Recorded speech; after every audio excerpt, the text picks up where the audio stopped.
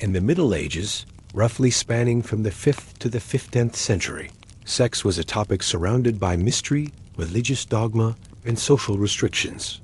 As society transitioned from the fall of the Roman Empire into a period of feudalism, monarchies, and the spread of Christianity, attitudes toward sex were heavily influenced by religious and societal expectations.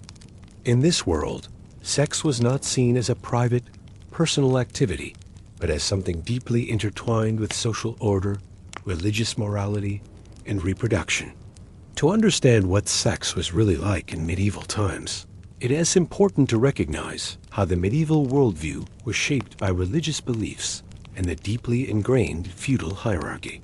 The church played a central role in regulating not just sexual activity, but all aspects of life. Sexuality, particularly in its most intimate forms, was seen through a moral and spiritual lens, governed by rules that often made little sense to modern-day sensibilities. The church and sexual morality, by the time the medieval period began, Christianity was firmly established as the dominant religion across Europe. The church's influence on personal behavior was profound. Church leaders believed that sex should only occur within the confines of marriage and solely for the purpose of procreation. The idea of marital sex for pleasure was often considered sinful, and any deviation from this ideal, such as extramarital affairs, prostitution, or even certain forms of sexual expression within marriage, was condemned. The concept of celibacy was exalted, particularly among the clergy, and sexual desire was viewed as something to be controlled or suppressed. The famous phrase, "sex is only for procreation," can be attributed to many medieval church figures, such as St. Augustine, whose influence over Christian thought during the Middle Ages was immense. According to Augustine, sex in marriage should never be for pleasure, but should solely serve the divine purpose of producing children. Pleasure was often seen as a distraction, something to be avoided, and sin was lurking behind any indulgence. Marriage and its sexual expectations. Marriage in medieval times was a social contract, not one of emotional or romantic union as we think of it today. Often, marriages were arranged for political or economic reasons, with little to no regard for the personal preferences or desires of the individuals involved. For women, marriage was often the culmination of their social expectations. Their role was typically to bear children, manage the household, and maintain the family's lineage. For men, marriage was a way to secure property, wealth, and political alliances.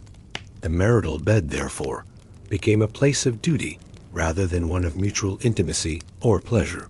When it came to the actual sexual relationships within marriage, the expectations were clearly defined. Men were expected to be sexually active, and their wives were expected to fulfill their roles as mothers and caregivers.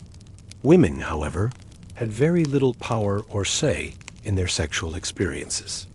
They were expected to submit to their husband's desires, with their own sexual satisfaction often taking a back seat to the reproductive function of their marriages. Some medieval texts even depicted wives as nothing more than vessels for childbearing, reducing women's roles in marriage to mere sexual servants for their husbands. Sex outside of marriage, extramarital sex, was a topic of great concern for the medieval church. While the church officially condemned any form of sexual activity outside of marriage, such activities were nevertheless quite prevalent. Prostitution, for example, existed in nearly every town and city.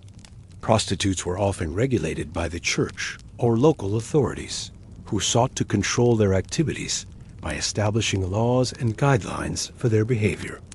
Despite these efforts, prostitution was considered a necessary evil, something that could not be entirely eradicated, but needed to be monitored for public order. Similarly, adultery was a common problem, though it was often addressed differently depending on gender. A man caught in an affair might face social shame, but his punishment was usually far less severe than a woman's.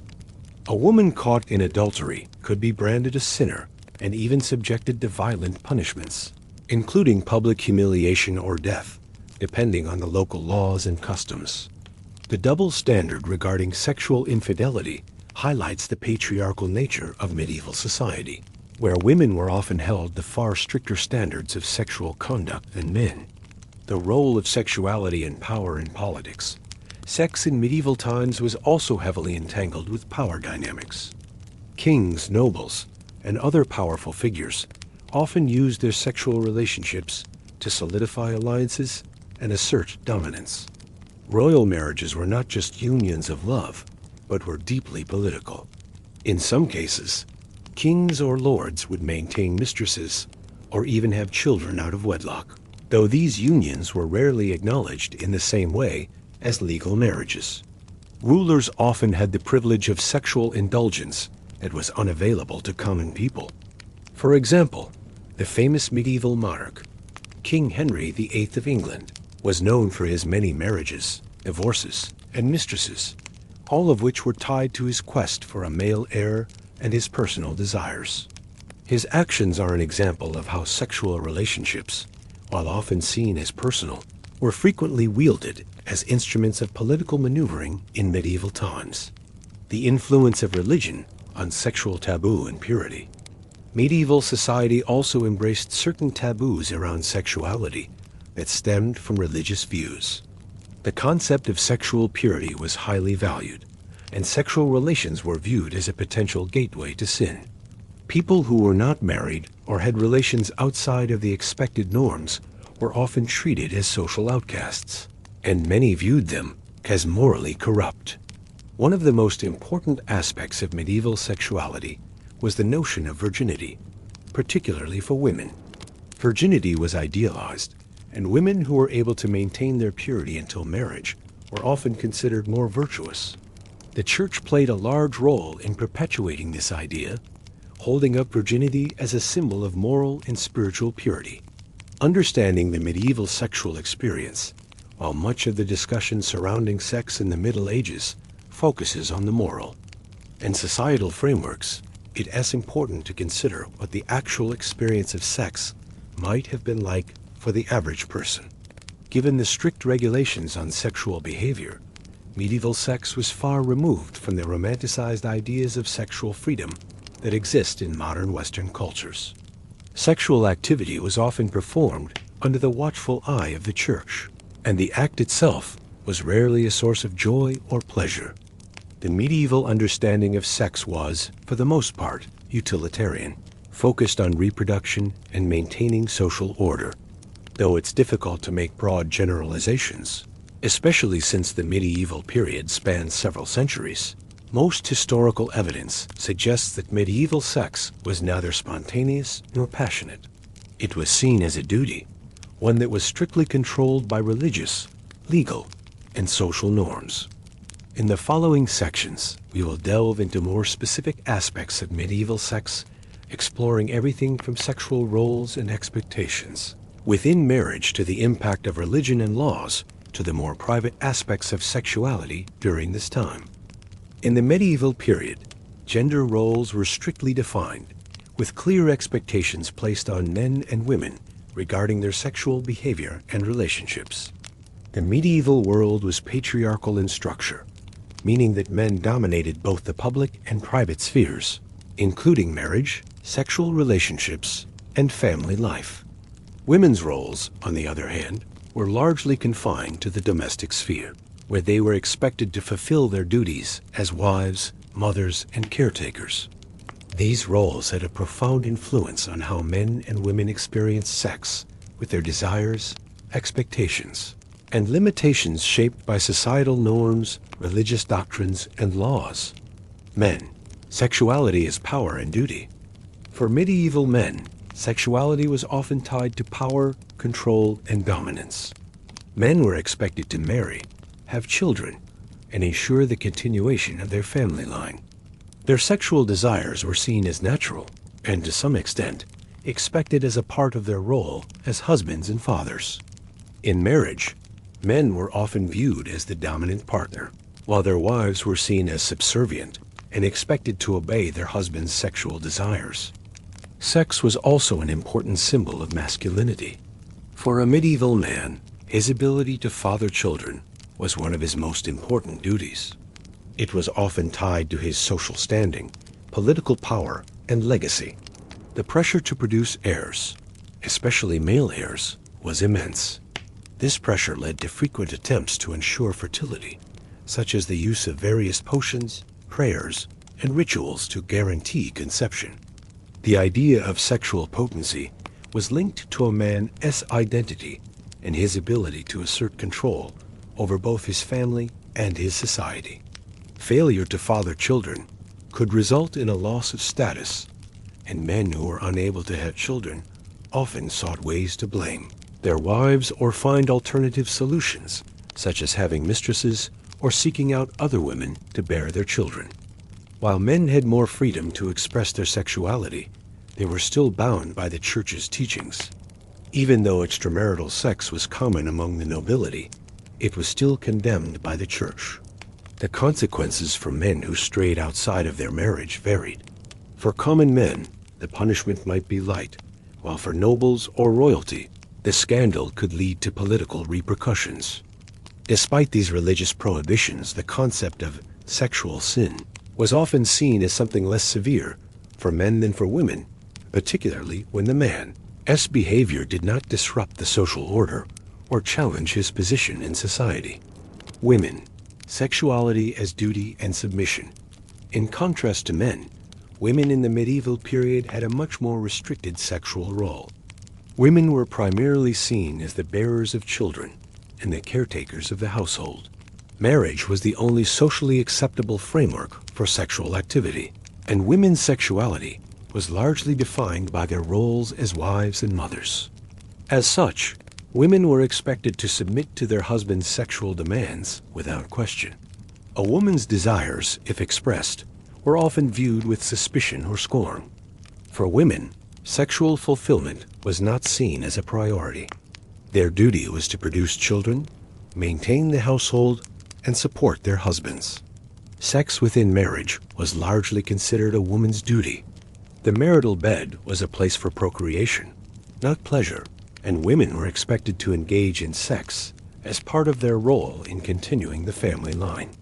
The idea of sexual pleasure for women was largely dismissed or viewed as sinful, as it could lead to temptation and distract from the serious business of reproduction. The concept of female sexual pleasure was taboo, with many women likely experiencing sexual relations not as an intimate or mutual experience, but as a necessary part of their role as wives.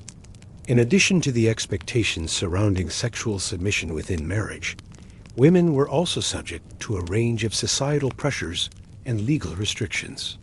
A woman's virginity was considered a prized possession, something to be protected and preserved until marriage.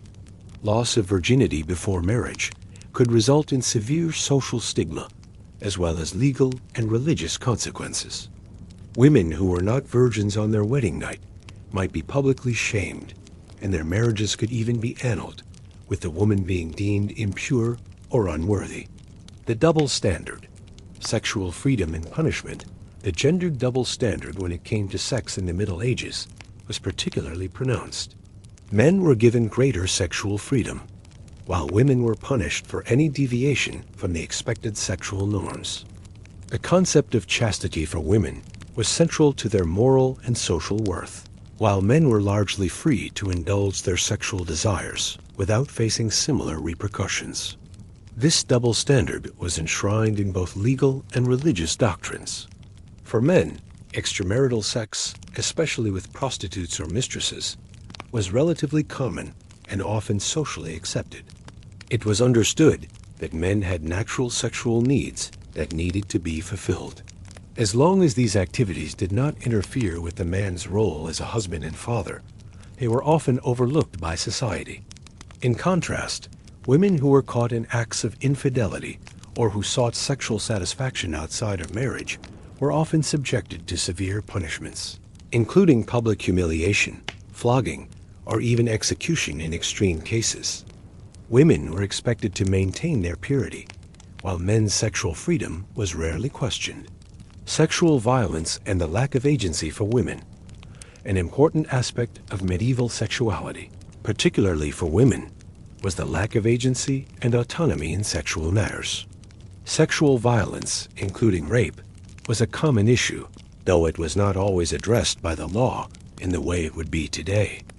Women who were raped were often blamed for their assault, with their perceived virtue and reputation being questioned in court. Women who were victims of sexual violence had little recourse, and the consequences for the perpetrator were often minimal, particularly if the victim was of lower social standing. In medieval law, a woman's sexual worth was directly tied to her virginity, and rape could be considered a crime against her family's property or honor, rather than an offense against the woman herself. In some cases, a woman's lack of consent was disregarded entirely, particularly if she was married or betrothed, as her sexual rights were considered the property of her husband. Rape within marriage was not seen as a crime, as a woman's body was viewed as her husband's possession, which further reinforced the power dynamics in medieval relationships. In the medieval period, much of the understanding and practice of sex was shaped by myths, misconceptions, and a lack of scientific knowledge. Medical and philosophical ideas about sex were largely based on ancient Greek and Roman thought, heavily filtered through religious doctrine. These ideas about sexuality, combined with the medieval focus on procreation, led to a world where sexual practices were seen in a strict utilitarian light. However, this period was also marked by an array of interesting and sometimes strange beliefs about sex, fertility, and health, many of which seem absurd from a modern perspective. The role of the Church in sexual education. As we've already seen, the Church had an overwhelming influence on the sexual norms of the medieval period. Not only did the Church set the moral boundaries for sexual behavior, but it also provided much of the so-called sexual education for the people. Of course, this education was not aimed at enhancing pleasure or understanding the human body, but rather at controlling desire and enforcing sexual taboos. The Church's teachings on sex were largely centered around the concept of sin. Anything that deviated from the prescribed procreative purpose of sex was condemned. The idea of sex as a natural, pleasurable experience was suppressed in favor of portraying it as a necessary evil one that could only take place within the boundaries of marriage and only for the purpose of procreation. This religious framework shaped the medieval approach to sexual health. For example, there was a widespread belief that certain positions during sex were more likely to result in conception than others. For example, there was a widespread belief that certain positions during sex were more likely to result in conception than others. However, there was no real scientific understanding of human reproduction at the time, and many of these beliefs were based on superstition rather than fact. Fertility and the superstition surrounding it. Fertility was of paramount importance in medieval society, particularly for women, as producing children was considered a woman's primary role. However, fertility was not just a matter of biology. It was also surrounded by a number of superstitions and folk beliefs. Medieval people believed that certain charms, rituals, and even specific foods could increase fertility. Women who struggled to conceive might visit local wise women or healers who would offer remedies such as potions, herbal baths, or amulets meant to improve fertility. Some believed that engaging in certain sexual positions, or even abstaining from sex for a period of time, could improve a woman's chances of becoming pregnant. The concept of the fertility cycle, as we understand it today, did not exist, and many women relied on these folk beliefs to try and achieve pregnancy. Interestingly, the concept of sexual health was a common topic in medieval medical literature. Many texts, often written by clergy or monks, offered advice on sexual matters, ranging from how to cure impotence to how to avoid pregnancy. However, the advice was often contradictory and sometimes nonsensical, with recommendations ranging from the use of bloodletting to prayers for conception. The use of contraceptives and abortifacients. While the Church condemned any form of birth control, medieval people were well aware of various methods of contraception, although they were often crude and not particularly effective. Condoms made from animal intestines or bladders were sometimes used, though they were not as common or as effective as modern-day methods. Similarly, women used a variety of herbal concoctions to prevent pregnancy. Some herbs, such as rue or pennyroyal, were believed to have abortifacient properties and were used by women who wished to end a pregnancy. The use of these herbal remedies was often kept secret, as abortion was a grave sin according to church teachings, and women who were caught using these methods could face severe punishment. One common contraceptive method was coitus interruptus, or withdrawal, a practice where the man would withdraw before ejaculation. While this method was well known and practiced in medieval times, it was not foolproof and was largely based on luck and timing. The success of withdrawal relied heavily on a man's self-control and knowledge of his body, but even then, it was an unreliable method that sometimes resulted in unwanted pregnancies. The myth of virginity and the purity of women. As mentioned earlier, virginity was an important cultural and religious ideal for women in medieval times.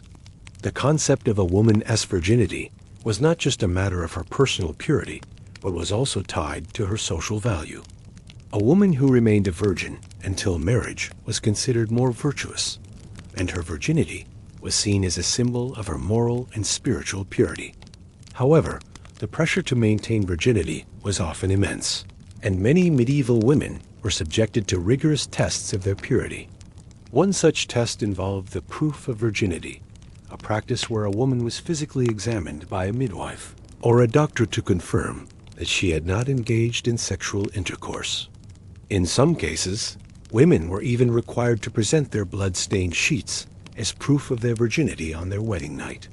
If a woman was found to be impure, she could be publicly shamed or even abandoned by her husband. In some regions, the concept of virginity was so important that it extended beyond marriage. A woman who was raped, for example, might be judged more harshly if she was no longer a virgin, as it was believed that her sexual purity had been tainted. The church, however, held that a woman who had been raped was still considered a virgin in God's eyes, but the social stigma of non-virginity remained strong. Sexual myths, the medieval view of male sexuality. The medieval period also had its own set of myths and misconceptions about male sexuality. One of the most prevalent ideas was that a man's sexual prowess was directly tied to his masculinity and social status. Men who were unable to perform sexually were often viewed as weak or emasculated, and there was a great deal of pressure on men to maintain their sexual health and potency. Many medieval medical texts focused on ways to improve a man's sexual performance, offering advice on diet, lifestyle, and even specific prayers or rituals that could help restore virility. Impotence was often seen as a curse or punishment, and men who experienced sexual difficulties were often the subject of ridicule. There was also a belief in the idea of sperm loss, which was thought to be detrimental to a man's health. The idea was that a man's semen was a vital fluid, and the more it was lost through sex, the weaker the man became. This myth was particularly pervasive in the medical and philosophical literature of the time, and it led to the development of various treatments designed to preserve a man's sexual vitality. Sexuality in medieval times was not simply a private matter. It was deeply entangled with public morality, societal expectations, and religious doctrines. Although individuals might experience sex in the privacy of their own homes, their sexual actions were constantly subject to public judgment, particularly from the church and the wider community. This section delves into the contrast between the public morality enforced by the church and the private sexual behaviors that often ran counter to societal norms. The church's role in regulating public morality. The church, as the central institution of medieval life, had a profound influence on the public's views on sexuality. It was the church that set the moral framework for sexual behavior, categorizing acts as either sinful or virtuous. According to church teachings, any sexual activity outside the bounds of marriage, particularly for pleasure, was inherently sinful. Even marital sex, while allowed, was only acceptable if it served the purpose of procreation.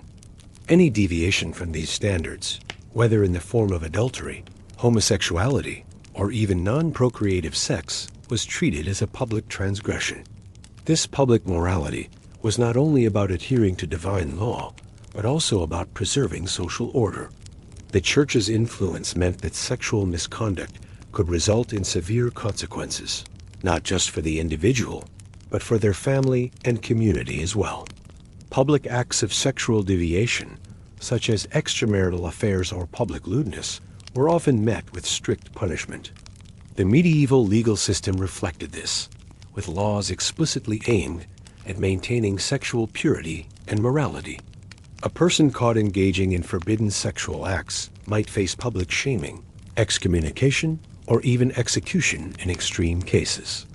Despite the Church's condemnation, sexual behavior was constantly scrutinized by the public eye. Those who violated sexual norms were often subject to gossip and social stigma. The reputation of an individual, particularly women, could be ruined by any perceived sexual indiscretion, even if no formal punishment was imposed. The private realm, unspoken desires and secret behaviors. While the public domain was governed by the strict teachings of the Church, the private realm of sexuality often deviated from these expectations. Behind closed doors, medieval people did not always adhere to the moral codes that were enforced in public. Sexual behaviors, while officially regulated, were often indulged in secret, and the reality of private sexual lives was often very different from the ideals promoted by the Church. For example, while the Church officially condemned adultery, it was common in both noble and common classes.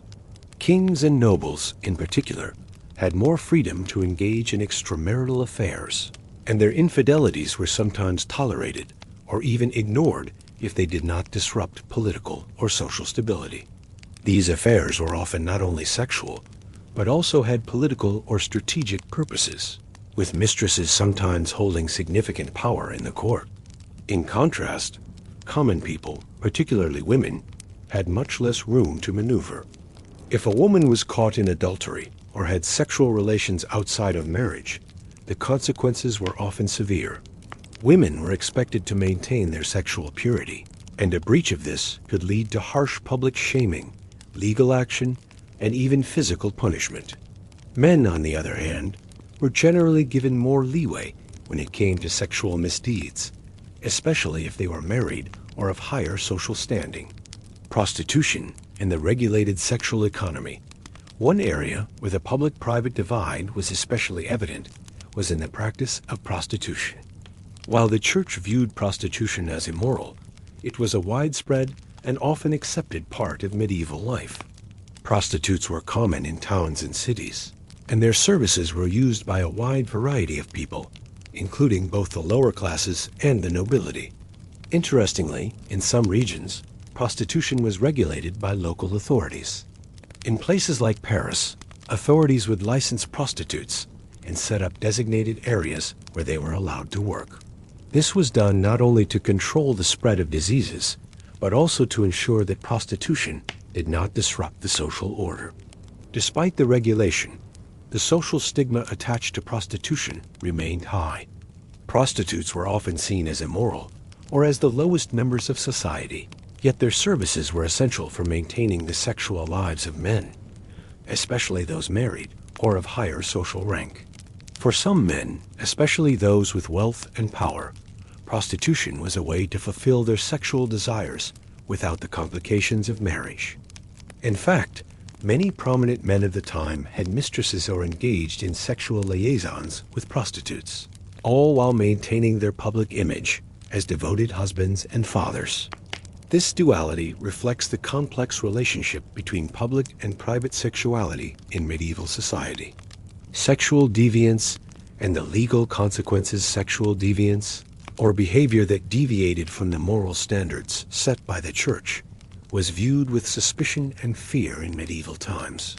Behaviors such as homosexuality, incest, and bestiality were considered not just sins, but crimes against nature. The legal system, which was heavily influenced by church doctrine, prescribed severe punishments for those caught engaging in such acts. Sodomy, in particular, was one of the most harshly punished crimes. It was seen as a grave offense against God, and those convicted of sodomy could face execution by burning, a form of capital punishment that was reserved for the most serious of offenses. The crime of incest was also met with harsh penalties, and those found guilty of engaging in incestuous relationships could be excommunicated, imprisoned, or put to death. Bestiality was equally condemned, with the punishment often being death by hanging or burning. Despite these severe punishments, sexual deviance continued to exist, though often in secret. The fear of public exposure and punishment led many to conceal their sexual behaviors. People who engaged in what was considered deviant behavior often sought to protect themselves by keeping their actions hidden from the authorities. This secrecy underscores the tension between the public morality imposed by the church and the private sexual behaviors that flourished in the shadows. Public shaming and the use of honor public shaming was one of the most powerful tools in medieval society to enforce sexual morality. When individuals were caught in acts of sexual immorality, the punishment often involved public humiliation. A person accused of adultery or engaging in illicit sexual behavior might be forced to wear a sign of shame or be paraded through the streets in stocks, where they would be publicly mocked and ridiculed. For women, particularly, the loss of honor through sexual misdeeds could be devastating. A woman's reputation was closely tied to her sexual purity, and any violation of this purity could result in her being branded as an adulteress or sinner. Women who had extramarital affairs or were accused of promiscuity were often subjected to harsh public shaming, and their ability to marry or maintain any semblance of social respectability could be permanently destroyed. For men, the consequences were less severe, though still impactful. While men could engage in extramarital sexual activity without facing the same level of public shame as women, they were still subject to ridicule, particularly if their behavior was considered excessive or immoral. Public shame, though less severe than for women, still carried weight in a society where honor and reputation were everything. The incongruity between public morality and private desires ultimately, medieval sexuality was marked by an incongruity between what was publicly preached and what was privately practiced. While the church sought to regulate sexuality and establish moral guidelines for behavior, private sexual practices often ran counter to these ideals. People of all classes engaged in sexual behaviors that defied public morality, whether through adultery, prostitution, or extramarital affairs, and these actions were often kept hidden from public view. The tension between public morality and private desires reflects the deeply ingrained hypocrisy of medieval society. On the one hand, sexuality was publicly condemned and strictly regulated. On the other, it was an essential part of life that could not be entirely suppressed. This duality created a society where the rules around sex were often more about maintaining control and social order than about any genuine attempt to regulate or understand human sexuality. In medieval society, knowledge about sexual health was limited, and much of what was believed about sex, reproduction, and sexual diseases was influenced by superstition, religious doctrine, and ancient medical texts. The medieval period was a time of great medical ignorance, and while many advancements were made in other fields, sexual health remained shrouded in mystery. People's understanding of sexuality was tied not just to moral and religious beliefs, but also to a complex web of myths and medical beliefs that shaped how they approached matters of reproduction, fertility, and disease.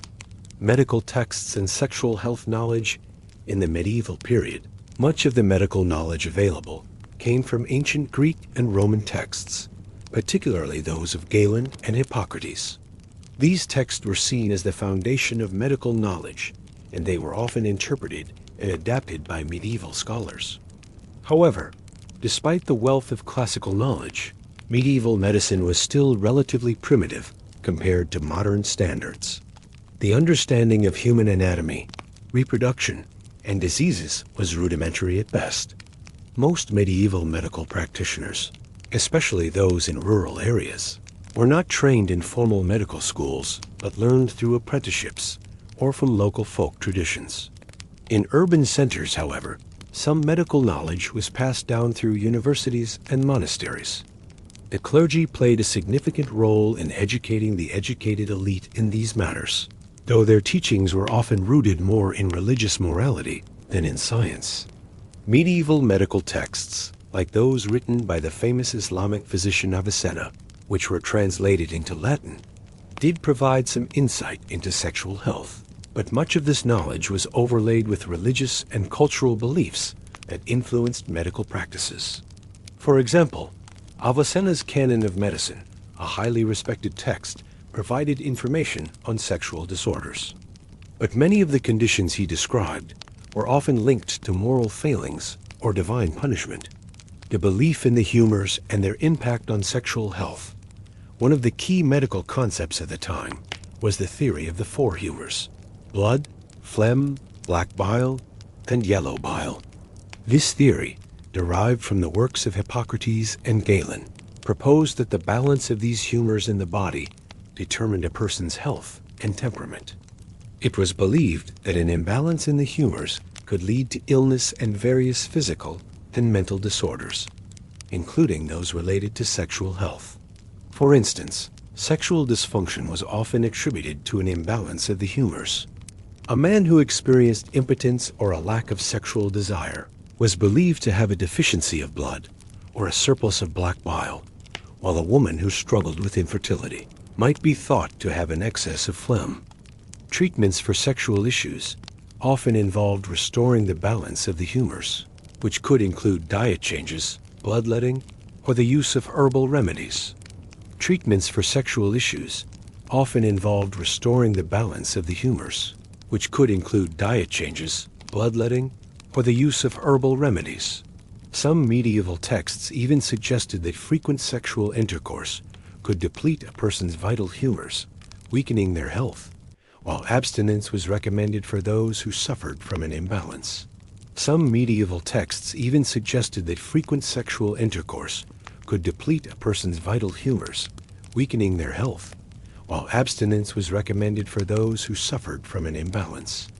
Fertility and reproductive myths. Fertility was an essential part of medieval life, especially for women. Childbearing was seen as a woman's primary duty in marriage, and failure to conceive could lead to social and personal distress.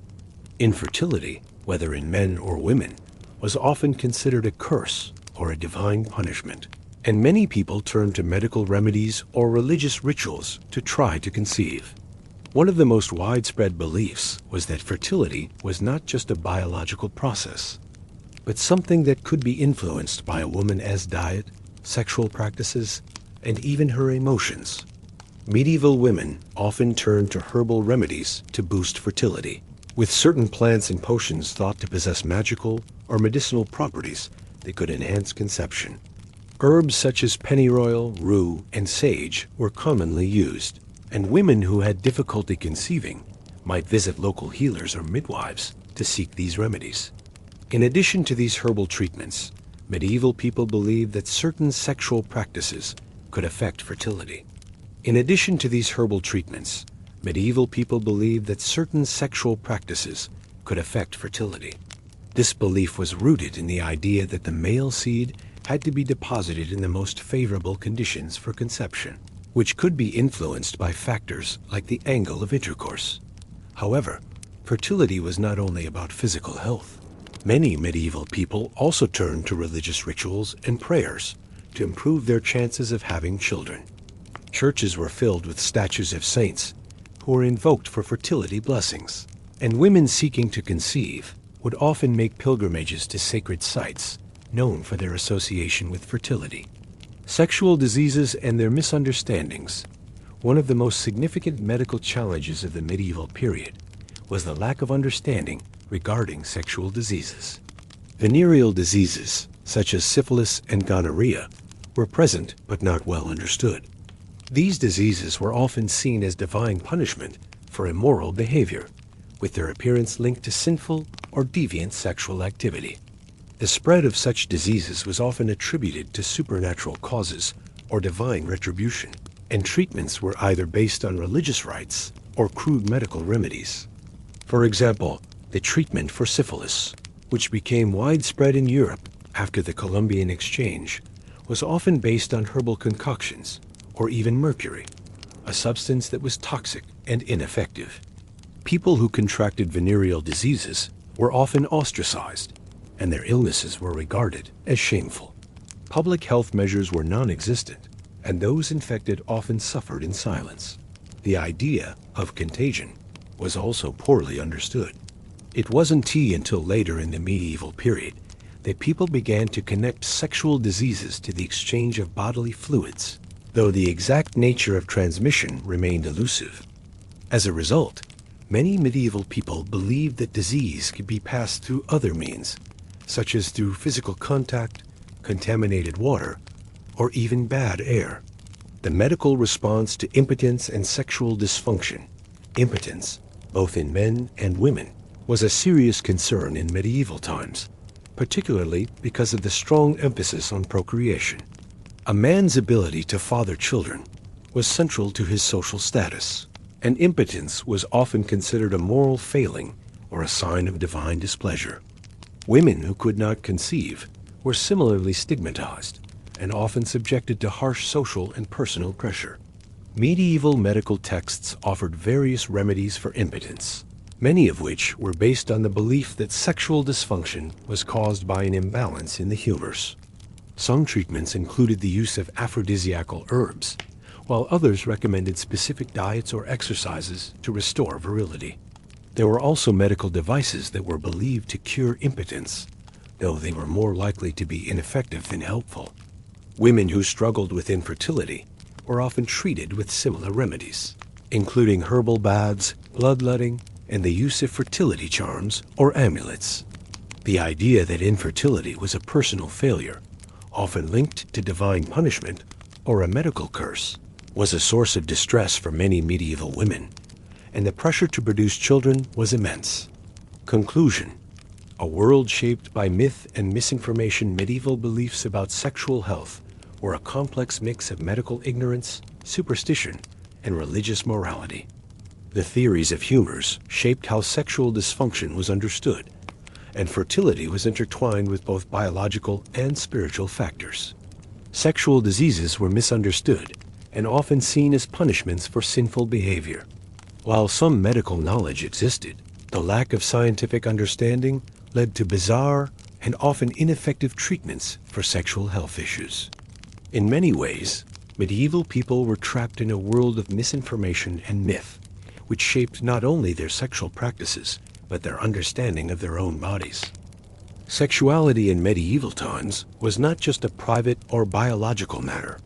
It was deeply woven into the fabric of social and cultural life.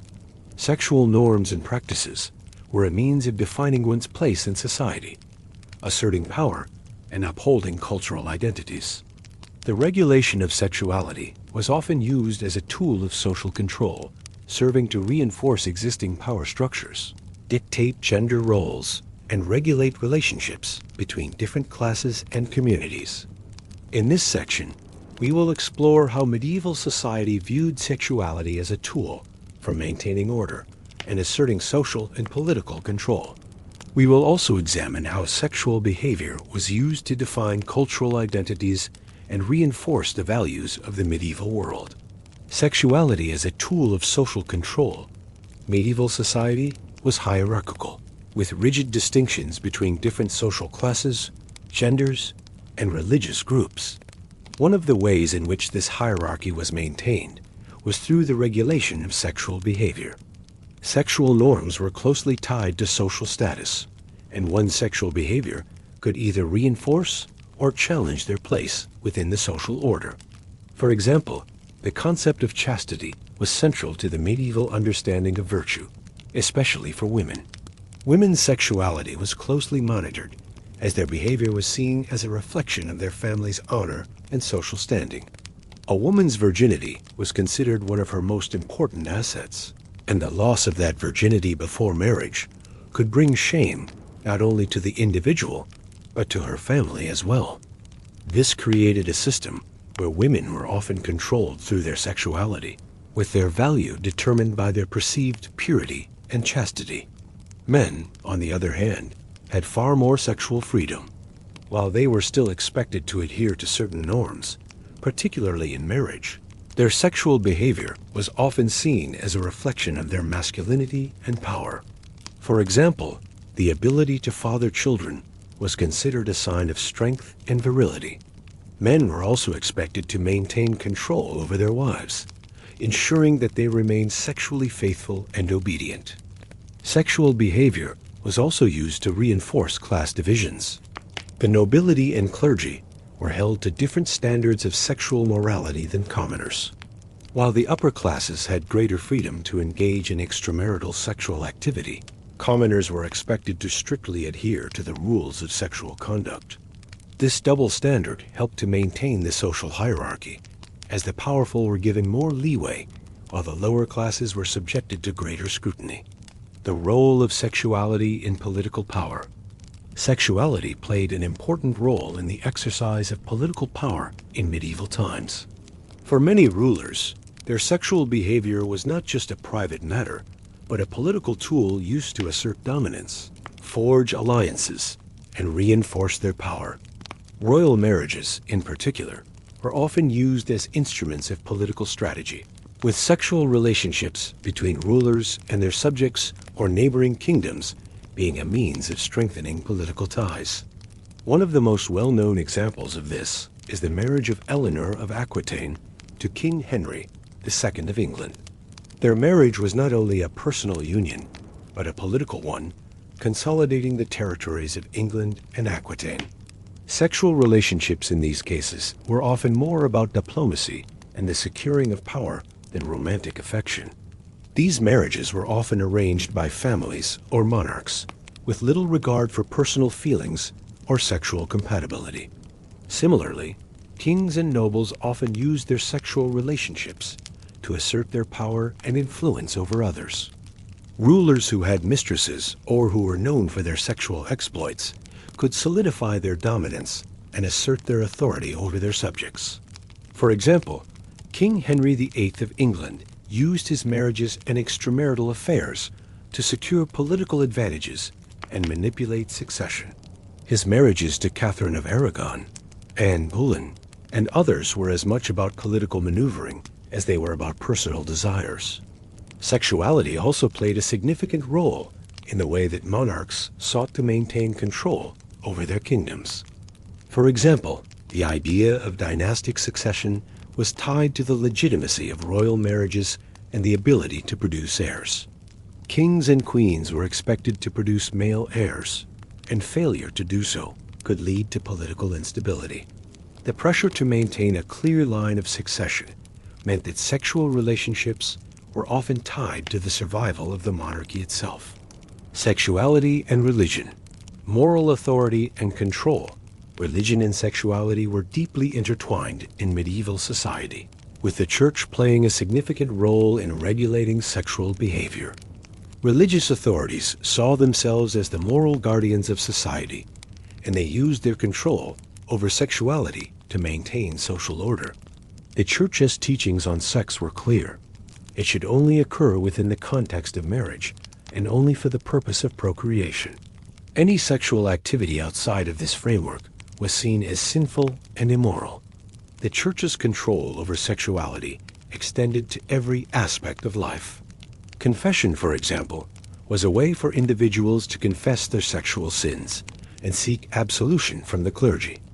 Sexual sins, such as adultery or fornication, were seen as grave offenses, and those who committed them were expected to atone through penance. This created a system where individuals were constantly reminded of their moral obligations and were held accountable for their sexual behavior. Religious rituals and beliefs also reinforced the importance of sexual purity. For example, the Virgin Mary was held up as the ideal of purity and chastity, and women were often expected to emulate her example. The Church also emphasized the importance of celibacy, particularly among the clergy, and saw virginity as a virtue that was to be preserved at all costs. The idea of sexual purity was tied to one's moral and spiritual worth, and those who failed to maintain this purity were often viewed with suspicion and disdain. Cultural identity and sexual norms. Sexuality in medieval times was also closely tied to cultural identity. Different regions and cultures within medieval Europe had their own sexual norms and practices, which were often influenced by religious beliefs, local customs, and political structures. For example, in regions where the church held greater influence, sexual behavior was more strictly regulated, while in other areas, such as parts of Spain and Italy, there was a greater tolerance for sexual diversity and expression. The idea of sexual morality was also used to define national or cultural identities. For example, the church often used the concept of sexual purity as a way to distinguish the civilized Christian world from the barbaric non-Christian world. Non-Christian societies, such as the Muslims in Spain or the pagan Slavs in Eastern Europe, were often portrayed as morally corrupt and sexually deviant. These cultural distinctions were not just about religion. They were also about asserting dominance and creating a sense of superiority over other groups. Sexuality was also an important aspect of courtly culture, particularly in the context of the chivalric code. In the courts of medieval knights, sexual relationships were often idealized in the form of courtly love. This form of love was typically non-physical, focusing on the emotional and spiritual connection between a knight and a lady. While this concept was largely symbolic, it reflected the medieval emphasis on honor, virtue, and social status. Knights were expected to demonstrate sexual restraint and loyalty, and their relationships with women were often portrayed as pure and noble, despite the reality of extramarital affairs and romantic entanglements. Conclusion: the power of sexuality in shaping medieval society in the medieval period. Sexuality was much more than a personal matter. It was deeply embedded in the social, cultural, and political fabric of society. Sexuality was used as a tool for social control, a means of asserting power, and a way to define cultural and national identities. The regulation of sexual behavior was a way to maintain order and reinforce the existing power structures, while the myths and norms surrounding sexuality helped to shape the values and beliefs of the medieval world. As we continue to explore the history of sexuality in the medieval period, we will see how these norms were challenged and how the complexities of human sexuality played out against the backdrop of a society that sought to control every aspect of sexual behavior. Medieval society, despite its strict regulations surrounding sexuality, was also a world rich in sexual symbolism, rituals, and festivals. While the church sought to impose moral and sexual discipline, certain aspects of medieval culture still allowed for expressions of sexual freedom and indulgence. Festivals, rituals, and cultural practices offered opportunities for temporary reversals of social norms and for the exploration of sexuality in a more public and communal manner. Religious rituals and sexuality. The church, which held significant power over sexuality, also played a role in sexual rituals, particularly through marriage and the associated religious ceremonies. The sacrament of marriage, as it was viewed in medieval Christianity, was not just a civil contract, but a sacred act that joined a man and a woman in the eyes of God. This connection made sexual intercourse within marriage a morally sanctioned act, provided it was intended for procreation. However, beyond the religious sanctification of marriage, certain rituals involving sexuality also served as forms of spiritual purification. For example, the church performed various rites of penance for those who had committed sexual sins, such as adultery or fornication. These rituals often involved confession, fasting, or public acts of humility, during which the individual was expected to demonstrate remorse for their sexual transgressions. Through these rituals, the church sought to reinforce the moral framework around sexual behavior while allowing individuals to atone for their sins. The role of festivals and celebrations. Medieval festivals and public celebrations, particularly those associated with the agricultural calendar, were often occasions for the expression of sexuality in a more open, less regulated manner. Festivals like those celebrating fertility, such as the May Day celebrations, often involved sexual symbolism or acts that alluded to the fertility of the land, animals, and humans. The most notable of these was the Feast of Fools, a popular festival in the Middle Ages, where societal norms were temporarily reversed. During this time, the lower classes were given the opportunity to mock and parody the upper classes. The inversion of roles also extended to sexual behavior, where debauchery and promiscuity were not only tolerated but encouraged. It was a time when people could freely engage in activities that were otherwise considered sinful, including drunkenness and sexual license. Similarly, many medieval fairs and carnivals were known for their sexual overtone. These events often featured bawdy jokes, lewd dances, and performances that flouted the established norms of sexual conduct. While the Church viewed these practices with disdain, they remained an important part of medieval cultural life, offering a brief respite from the strict moral constraints of everyday life. Sexuality in folk traditions and customs beyond the religious and public festivals. Medieval folk traditions often incorporated sexual themes and rituals as well. Some cultures had fertility rites designed to promote the fertility of crops, livestock, and people. These rituals often involved sexual symbols, such as phallic imagery and fertility dances, which were believed to invoke divine blessings on the harvest or the community's ability to reproduce. One such custom was the bed trick, a popular folk story in which a woman would trick her husband or lover into thinking she was someone else, leading to a night of mistaken sexual identity. These tales often carried moral lessons, but also reflected the complex, sometimes mischievous attitudes medieval people had toward sex and relationships. Another important folk tradition tied to sexuality was the concept of marriage as a social and economic transaction. Though this is also addressed in earlier sections, it bears repeating that, especially in the rural areas, marriage was often more about securing property and ensuring social stability than romantic love or sexual compatibility.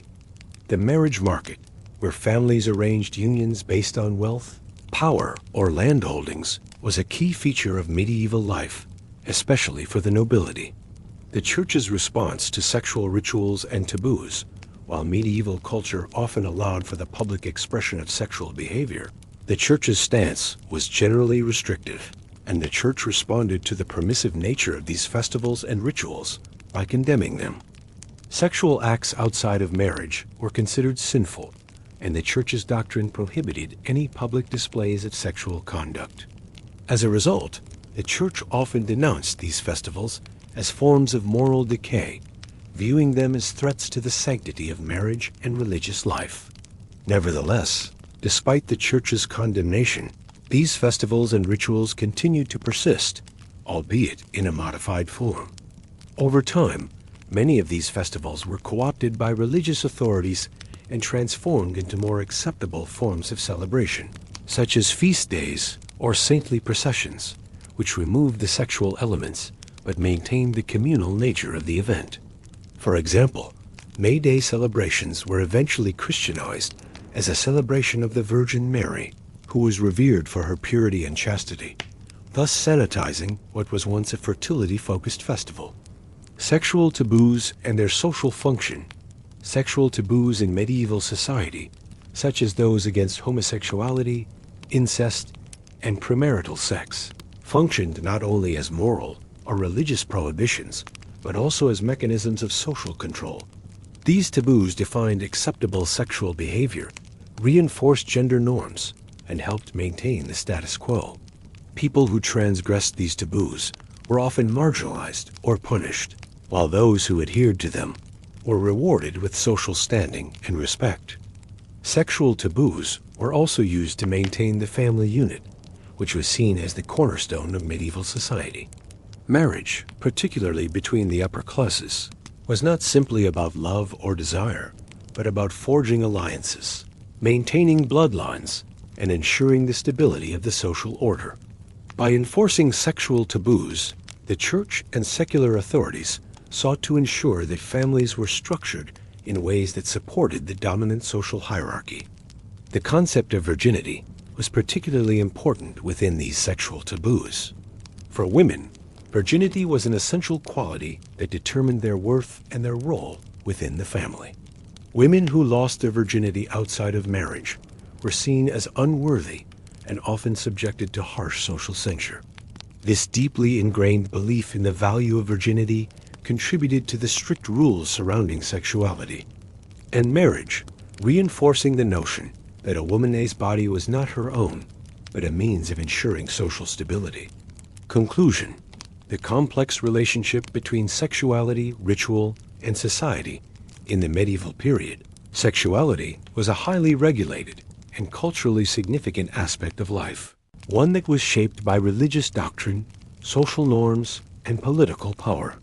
While the church sought to enforce sexual morality through rituals, taboos, and festivals, these social practices also provided opportunities for people to express their sexual desires, often outside the boundaries of the law. Public festivals, sexual rituals, and folk traditions played important roles in medieval society, offering brief moments of sexual liberation amid a world of rigid sexual norms. Medieval literature and art were not just forms of entertainment or decoration. They played an influential role in shaping the ideals of sexuality, love, and romantic relationships. From the tales of knights and ladies to the religious paintings that adorned the walls of churches, medieval art and literature often portrayed sexuality in ways that reflected the complex cultural, religious, and social attitudes of the time. The concept of courtly love. One of the most influential cultural phenomena in the medieval period was the concept of courtly love. This idea, which emerged in the 12th century, was popularized by the poet and troubadour culture of southern France and spread across Europe. Courtly love was an idealized and often unattainable form of romantic and sexual desire. It was characterized by chaste devotion, secrecy, and the notion that love was a noble pursuit, worthy of sacrifice and reverence. In courtly love, the lover was often portrayed as a knight or nobleman who sought to prove his worthiness to a lady, typically one who was married to another man. The knight would perform acts of valor, bravery, and loyalty to win her favor, and these romantic pursuits were considered noble and virtuous. The relationship, however, was almost always non-physical, as the idealization of love precluded the idea of actual sexual intimacy. The lover would worship the lady from afar, treating her with the highest respect and devotion. The literature surrounding courtly love often depicted relationships that were based on emotional and spiritual connection rather than physical or sexual desire. Though the lovers often experienced intense longing and passion, these emotions were framed as something to be endured and transcended rather than acted upon. Courtly love, therefore, helped to perpetuate a dual view of sexuality. It was both something sacred and something to be restrained. The ideal of courtly love was not only about romantic yearning, but also about the virtue of self-control and the belief that the pursuit of love could elevate one's soul. The influence of chivalric codes. The chivalric code, which governed the behavior of knights and noblemen, was another significant cultural influence on the sexual norms of medieval society. The code emphasized ideals such as bravery, honor, and respect for women, which were often associated with the conduct of knights in the service of their ladies. Though the code was about much more than just love and sex, its emphasis on the treatment of women elevated the role of the lady in the social order, particularly in relation to the knightly class.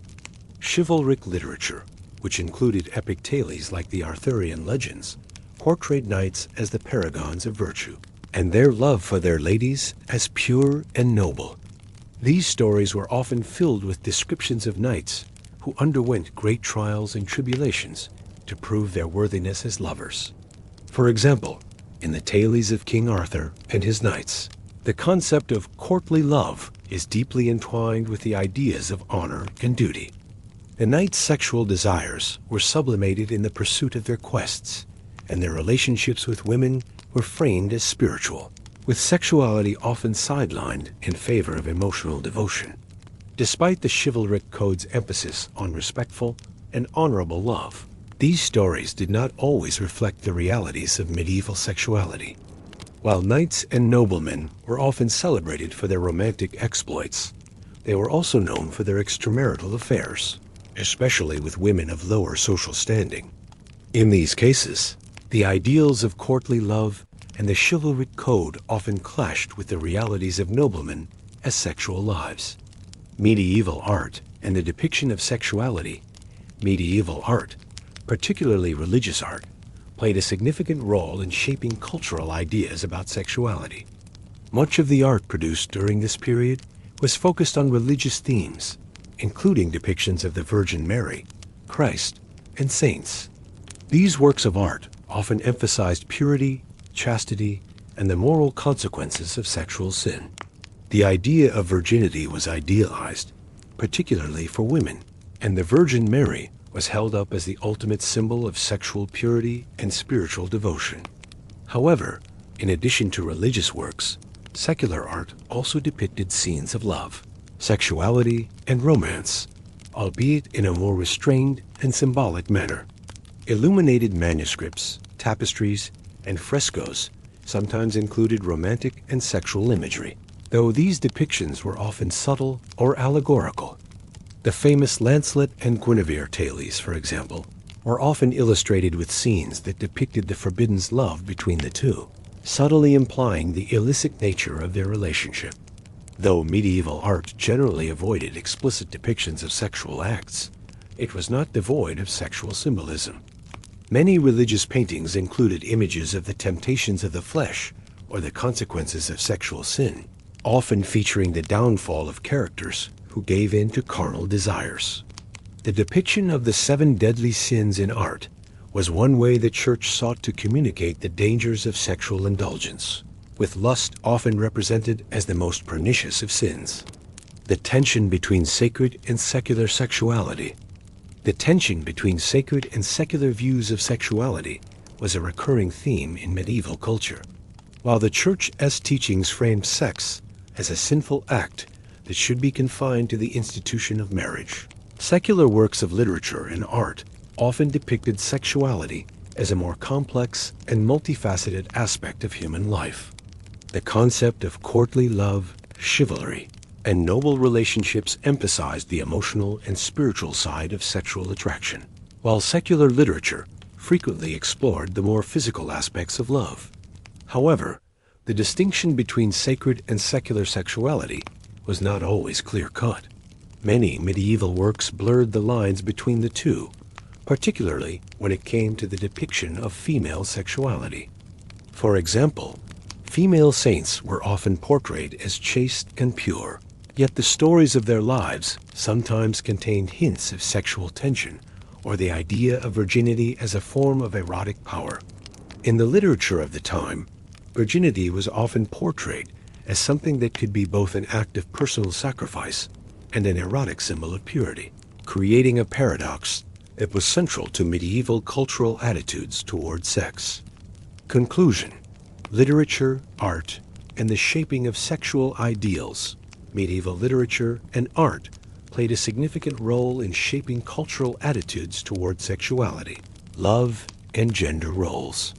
The ideals of courtly love, chivalry, and the emphasis on virginity and chastity reflected the complex interplay between spiritual devotion, societal expectations, and human desires.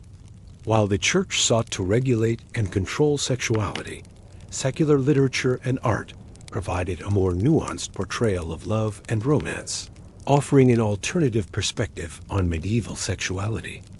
By the end of the medieval period, which spanned roughly from the 5th to the 15th century, there was a gradual shift in attitudes towards sex, sexual behavior, and the role of the Church in regulating sexuality.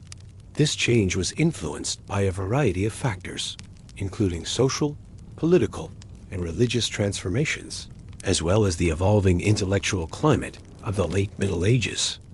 This section explores the decline of medieval sexual norms, the influence of the Renaissance, and how these shifts laid the foundation for a more modern understanding of sexuality.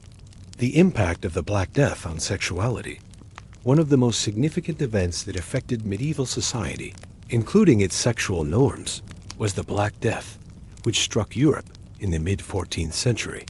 The bubonic plague, which killed an estimated 25 to 50% of Europe's population, had far-reaching social and cultural consequences.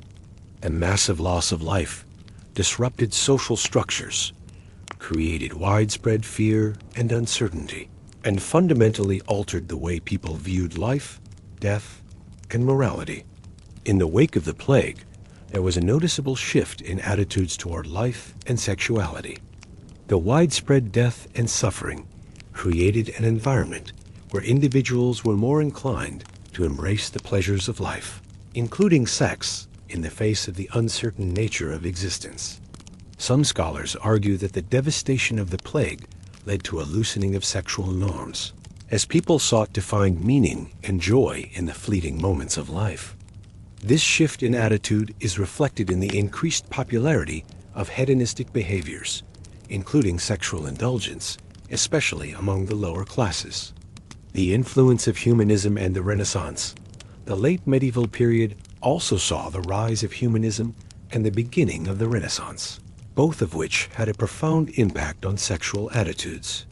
Humanism, a cultural and intellectual movement that emphasized the study of classical texts, the value of the individual, and a more human-centered view of the world, challenged many of the medieval ideas about sexuality that had been heavily influenced by Christian theology.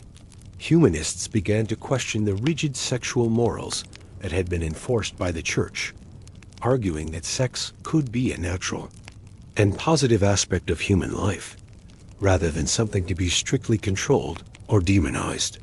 While the Church still maintained its authority over sexual behavior, humanist ideas began to permeate cultural, artistic, and intellectual circles, fostering a more open and complex view of human sexuality.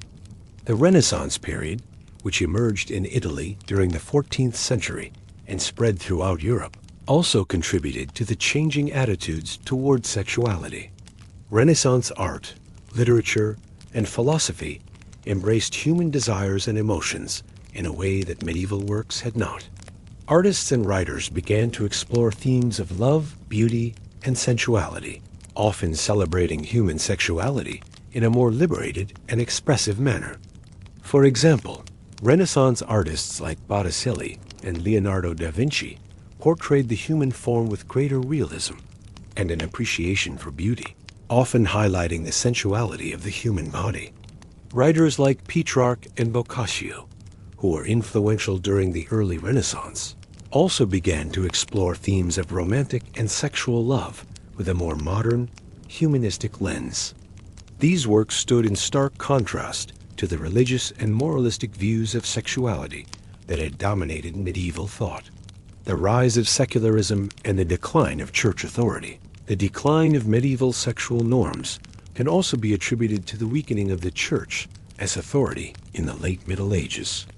As Europe entered the Renaissance, there was a growing skepticism toward the church's power, which had been entrenched in all aspects of life, including sexuality.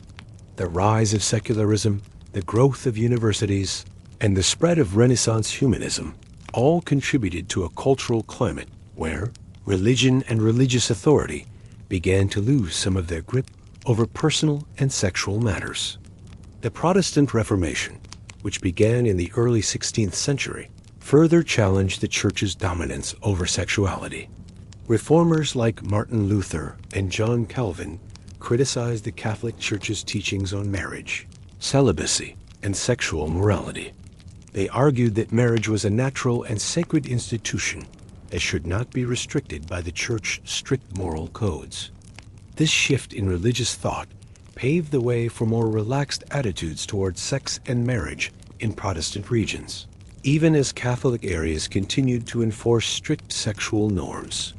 Changing attitudes toward marriage and sexual pleasure As the medieval period came to an end, the traditional view of marriage as a purely procreative institution began to shift. In the early Middle Ages, marriage was seen as a necessary institution for procreation and the continuation of family lines. Sexual pleasure within marriage was viewed with suspicion, and marital sex was primarily about fulfilling social and religious duties. However, by the late Middle Ages and into the Renaissance, there was a growing recognition of the role of sexual pleasure in marriage. The development of more modern views on marriage, which emphasized mutual affection and companionship, helped to shift attitudes toward sex. While sexual pleasure was still often seen as secondary to procreation, the idea that sex could be enjoyable for both partners began to take root. In this context, marriage became not just a social contract, but also a personal and emotional union. The emergence of romantic love, as depicted in the literature and art of the period, further influenced the perception of sex. For the first time, the idea that love and passion should play a central role in marriage gained prominence, though this concept would not fully take hold until much later. The increasing importance of emotional connections in relationships meant that sexuality was seen less as a duty and more as a natural and sometimes pleasurable aspect of human life. Conclusion: the end of medieval sexual norms and the birth of modern attitudes. The decline of medieval sexual norms and the shift in attitudes toward sexuality in the late Middle Ages set the stage for the sexual liberation and more permissive views that would emerge in the Renaissance and beyond. The influence of humanism, the devastation of the Black Death, the rise of secularism, and the challenge to church authority all contributed to the transformation of sexual attitudes. These changes marked the beginning of a more modern understanding of sex, love, and relationships, one that would continue to evolve in the centuries to come. Although medieval sexual norms began to shift by the end of the period, many of the ideas surrounding sexuality, marriage, and gender roles continued to influence the early modern era. The cultural, religious, and intellectual transformations of the Renaissance and the Reformation did not completely erase the medieval understanding of sex, and certain aspects of medieval sexual morality persisted well into the early modern period. The persistence of church authority and moral control. While the Renaissance and Reformation challenged the church's authority in many areas, its influence over sexuality remained strong, particularly in Catholic regions of Europe. Despite the rise of humanism and the growing acceptance of secular views, the Catholic Church continued to hold significant power over the sexual lives of individuals. In Catholic countries like Spain, Italy, and France, the Church maintained strict control over sexual behavior, reinforcing many of the medieval sexual norms that had been in place for centuries. The Church's teachings on marriage, sexual pleasure, and procreation continued to dominate the religious and social discourse on sexuality. Marriage was still seen as a sacrament, and sexual activity within marriage was primarily understood as a means of fulfilling God's command to be fruitful and multiply. The Church's stance on premarital sex, adultery, and homosexuality remained unchanged, and individuals who violated these norms faced public punishment, excommunication, or even execution. In addition to its theological teachings, the Catholic Church also continued to regulate sexual behavior through canon law and ecclesiastical courts. These courts had the power to investigate and punish sexual offenses, including adultery, fornication, and sodomy.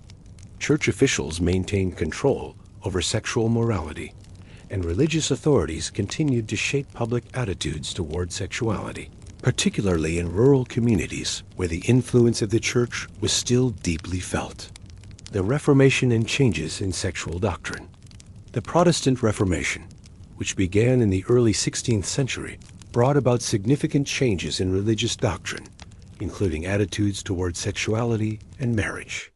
Reformers like Martin Luther and John Calvin rejected many of the Catholic Church's teachings on sexuality, particularly the idea that celibacy was a higher calling than marriage. Luther's view of marriage as a natural and sacred institution, rather than a purely religious sacrament, was revolutionary. He argued that marriage was not just for procreation, but also for mutual affection and companionship.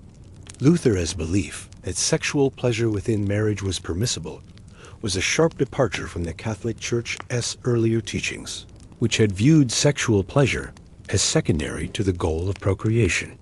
Similarly, Calvin's ideas about marriage and sexuality emphasized the importance of the marital bond and the duty of spouses to support one another. While Calvin retained some of the traditional Protestant teachings on the sanctity of marriage, he also allowed for the idea that sexual pleasure could be part of the marital relationship. His views on sexuality laid the groundwork for more modern Protestant attitudes toward marriage and sex. However, despite these shifts, Protestant views on sexuality still retained many elements of medieval sexual norms.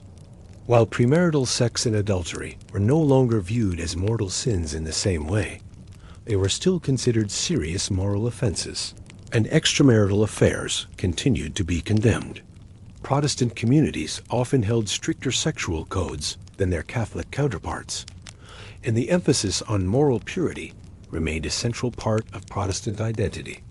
Changing attitudes toward marriage and gender roles.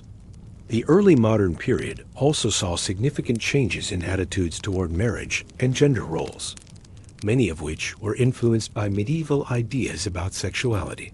Although romantic love began to emerge as a central theme in marriage, the idea that marriage was a social and economic contract remained prevalent. Marriage was still seen as a way to secure family alliances, protect property, and maintain social status, particularly among the aristocracy. However, by the 17th century, the idea of marriage for love began to take root among the middle and upper classes. This change was influenced by the cultural shifts of the Renaissance and the growing emphasis on individualism and personal choice. The notion that marriage could be based on mutual affection and emotional connection slowly gained ground, and sexual pleasure within marriage was increasingly accepted as a legitimate and desirable aspect of the relationship. At the same time, gender roles within marriage began to solidify. Women were still expected to fulfill their roles as wives and mothers, while men maintained control over family finances and property. However, the idea that women had the right to sexual pleasure within marriage gained traction in some circles, especially in more progressive Protestant communities. This shift marked the beginning of a gradual rethinking of gender roles and sexual autonomy, though traditional patriarchal structures remained deeply entrenched. The legacy of medieval sexual taboos and their social function. Medieval sexual taboos, particularly those against homosexuality, premarital sex, and adultery, continued to shape sexual attitudes in the early modern period. Although some of the harsh punishments for sexual offenses were relaxed, sexual deviance was still heavily stigmatized and punished by both secular and religious authorities. Homosexuality, for example, remained illegal in most European countries well into the 18th century. Sodomy was considered a grave crime in both Catholic and Protestant regions, and individuals convicted of homosexual acts often faced severe penalties, including execution. While attitudes toward homosexuality became somewhat more tolerant in certain areas, it remained taboo and was often associated with moral corruption and sin. Premarital sex was still condemned by the church and the law, and women who were caught engaging in premarital sex faced severe consequences, including social ostracism and punishment. Women who became pregnant out of wedlock were often forced to marry the father of the child or face public shaming. These sexual taboos, which had been enforced by the church in the medieval period, continued to shape social attitudes and behavior in the early modern period. Sexual deviance and the social control of sexuality.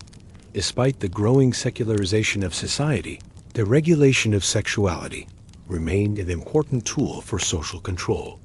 In the early modern period, sexual deviance was still seen as a threat to the social order, and governments, the church, and local communities all played a role in enforcing sexual norms.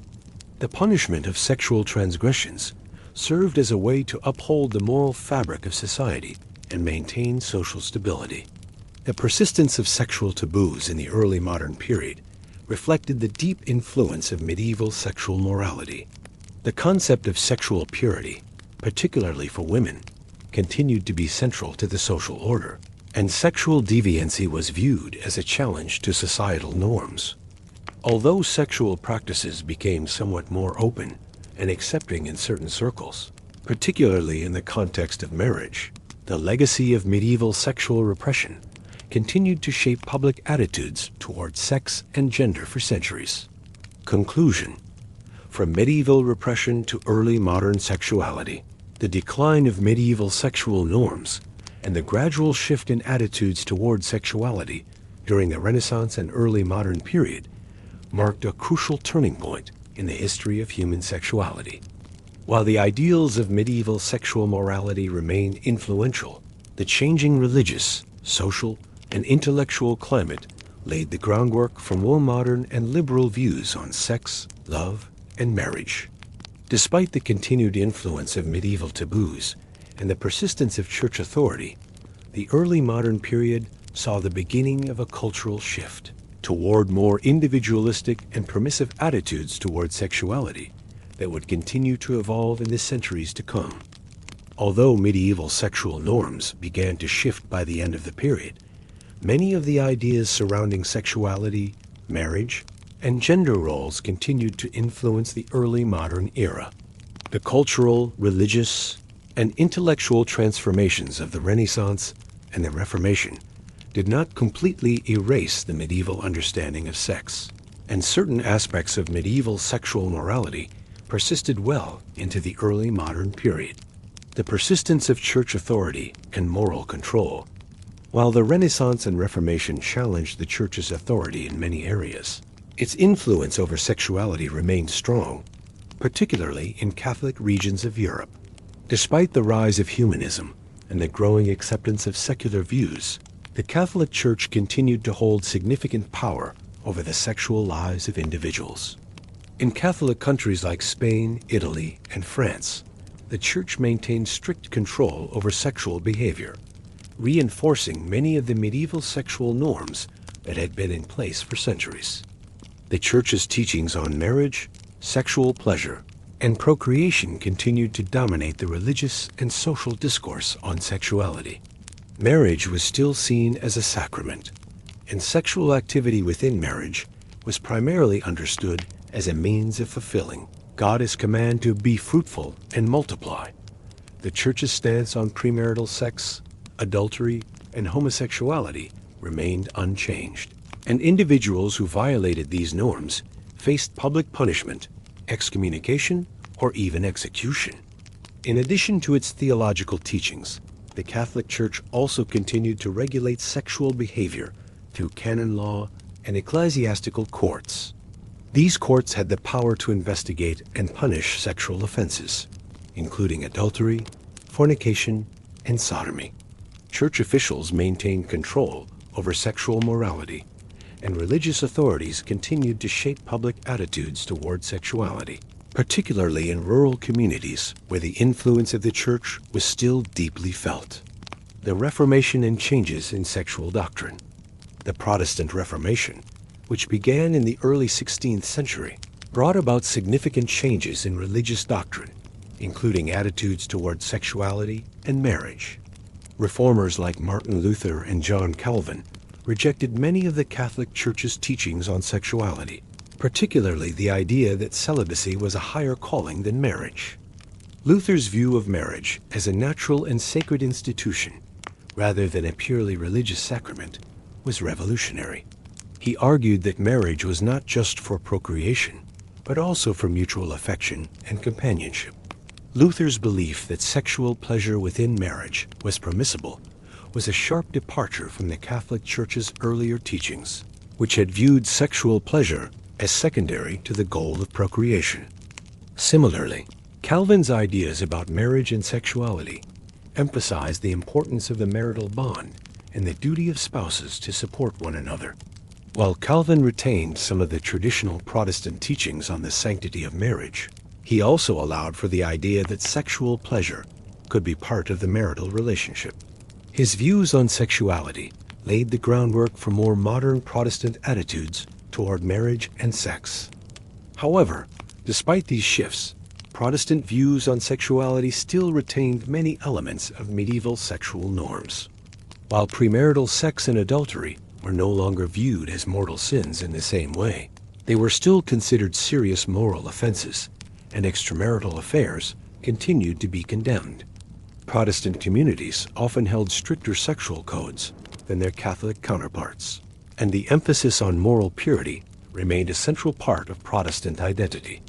Changing attitudes toward marriage and gender roles. The early modern period also saw significant changes in attitudes toward marriage and gender roles, many of which were influenced by medieval ideas about sexuality. Although romantic love began to emerge as a central theme in marriage, the idea that marriage was a social and economic contract remained prevalent. However, by the 17th century, the idea of marriage for love began to take root among the middle and upper classes. This change was influenced by the cultural shifts of the Renaissance and the growing emphasis on individualism and personal choice. The notion that marriage could be based on mutual affection and emotional connection slowly gained ground, and sexual pleasure within marriage was increasingly accepted as a legitimate and desirable aspect of the relationship. At the same time, gender roles within marriage began to solidify. Women were still expected to fulfill their roles as wives and mothers, while men maintained control over family finances and property. However, the idea that women had the right to sexual pleasure within marriage gained traction in some circles, especially in more progressive Protestant communities. This shift marked the beginning of a gradual rethinking of gender roles and sexual autonomy, though traditional patriarchal structures remain deeply entrenched. The legacy of medieval sexual taboos and their social function. Medieval sexual taboos, particularly those against homosexuality, premarital sex, and adultery, continued to shape sexual attitudes in the early modern period. Although some of the harsh punishments for sexual offenses were relaxed, sexual deviance was still heavily stigmatized and punished by both secular and religious authorities. Homosexuality, for example, remained illegal in most European countries well into the 18th century. Sodomy was considered a grave crime in both Catholic and Protestant regions, and individuals convicted of homosexual acts often faced severe penalties, including execution. While attitudes toward homosexuality became somewhat more tolerant in certain areas, it remained taboo and was often associated with moral corruption and sin. Premarital sex was still condemned by the church and the law, and women who were caught engaging in premarital sex faced severe consequences, including social ostracism and punishment. Women who became pregnant out of wedlock were often forced to marry the father of the child or face public shaming. These sexual taboos, which had been enforced by the church in the medieval period, continued to shape social attitudes and behavior in the early modern period. Sexual deviance and the social control of sexuality. Despite the growing secularization of society, the regulation of sexuality remained an important tool for social control. In the early modern period, sexual deviance was still seen as a threat to the social order. And governments, the church, and local communities all played a role in enforcing sexual norms. The punishment of sexual transgressions served as a way to uphold the moral fabric of society and maintain social stability. The persistence of sexual taboos in the early modern period reflected the deep influence of medieval sexual morality. The concept of sexual purity, particularly for women, continued to be central to the social order, and sexual deviancy was viewed as a challenge to societal norms. Although sexual practices became somewhat more open and accepting in certain circles, particularly in the context of marriage, the legacy of medieval sexual repression continued to shape public attitudes toward sex and gender for centuries. Conclusion.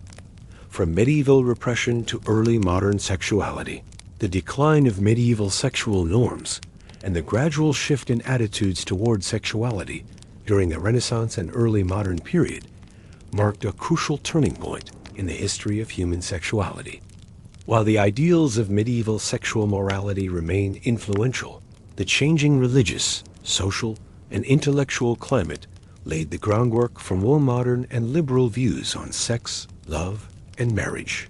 Despite the continued influence of medieval taboos and the persistence of church authority, the early modern period saw the beginning of a cultural shift toward more individualistic and permissive attitudes toward sexuality that would continue to evolve in the centuries to come. As the early modern period gave way to the 18th and 19th centuries, societal attitudes toward sexuality began to shift once again, particularly in the context of the Enlightenment and the Victorian era. This period witnessed a growing conflict between the old medieval moralities and the new intellectual currents that sought to understand and regulate human sexuality in different ways. The increasing rise of scientific inquiry, social reforms, and evolving religious views transformed how sex was viewed, discussed, and controlled. The Enlightenment and the rise of sexual freedom. The Enlightenment, which began in the late 17th century and flourished throughout the 18th century, ushered in a period of intellectual exploration and reform that challenged many traditional norms, including those surrounding sexuality. Enlightenment thinkers advocated for individual freedom, rationalism, and the importance of personal autonomy, which extended to matters of love and sexuality.